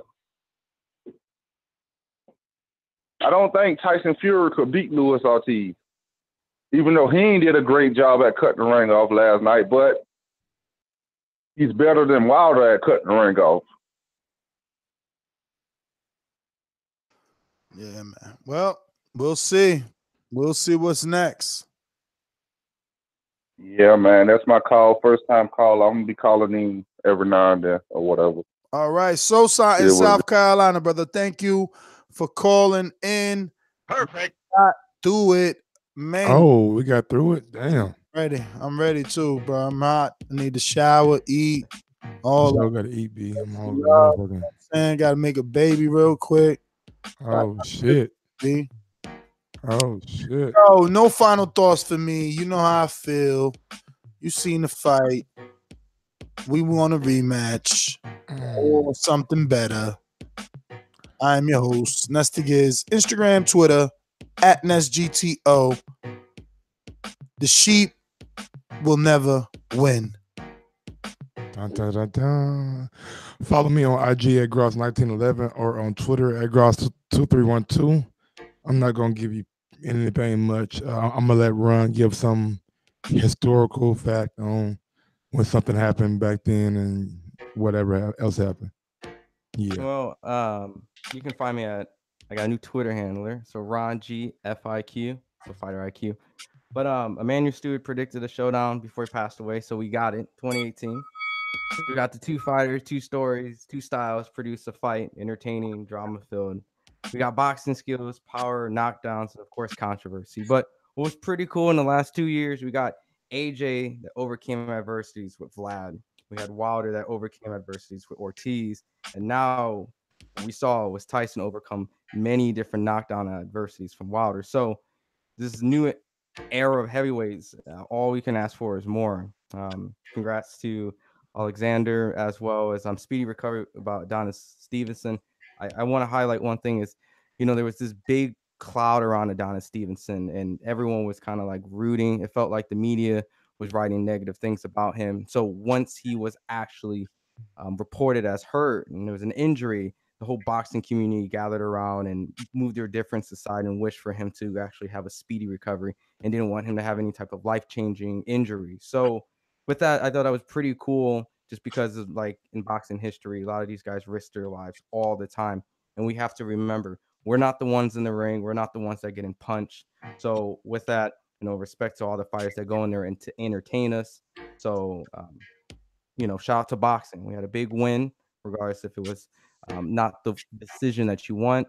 And it was cool to see the humane side and also seeing the fight become mainstream in America and a little bit around the world. So, but that's it, man. Final thoughts. Yeah, as always, don't forget to subscribe to the YouTube channel. We do morning shows about 5 days a week here. So if you want some more boxing talk, the aftermath. Today's Sunday. Mañana there'll be plenty of new quotes out there. All the writers dropping the jewels and all the videos being published and more stuff to talk about. That being said, have a good night. Peace. Peace.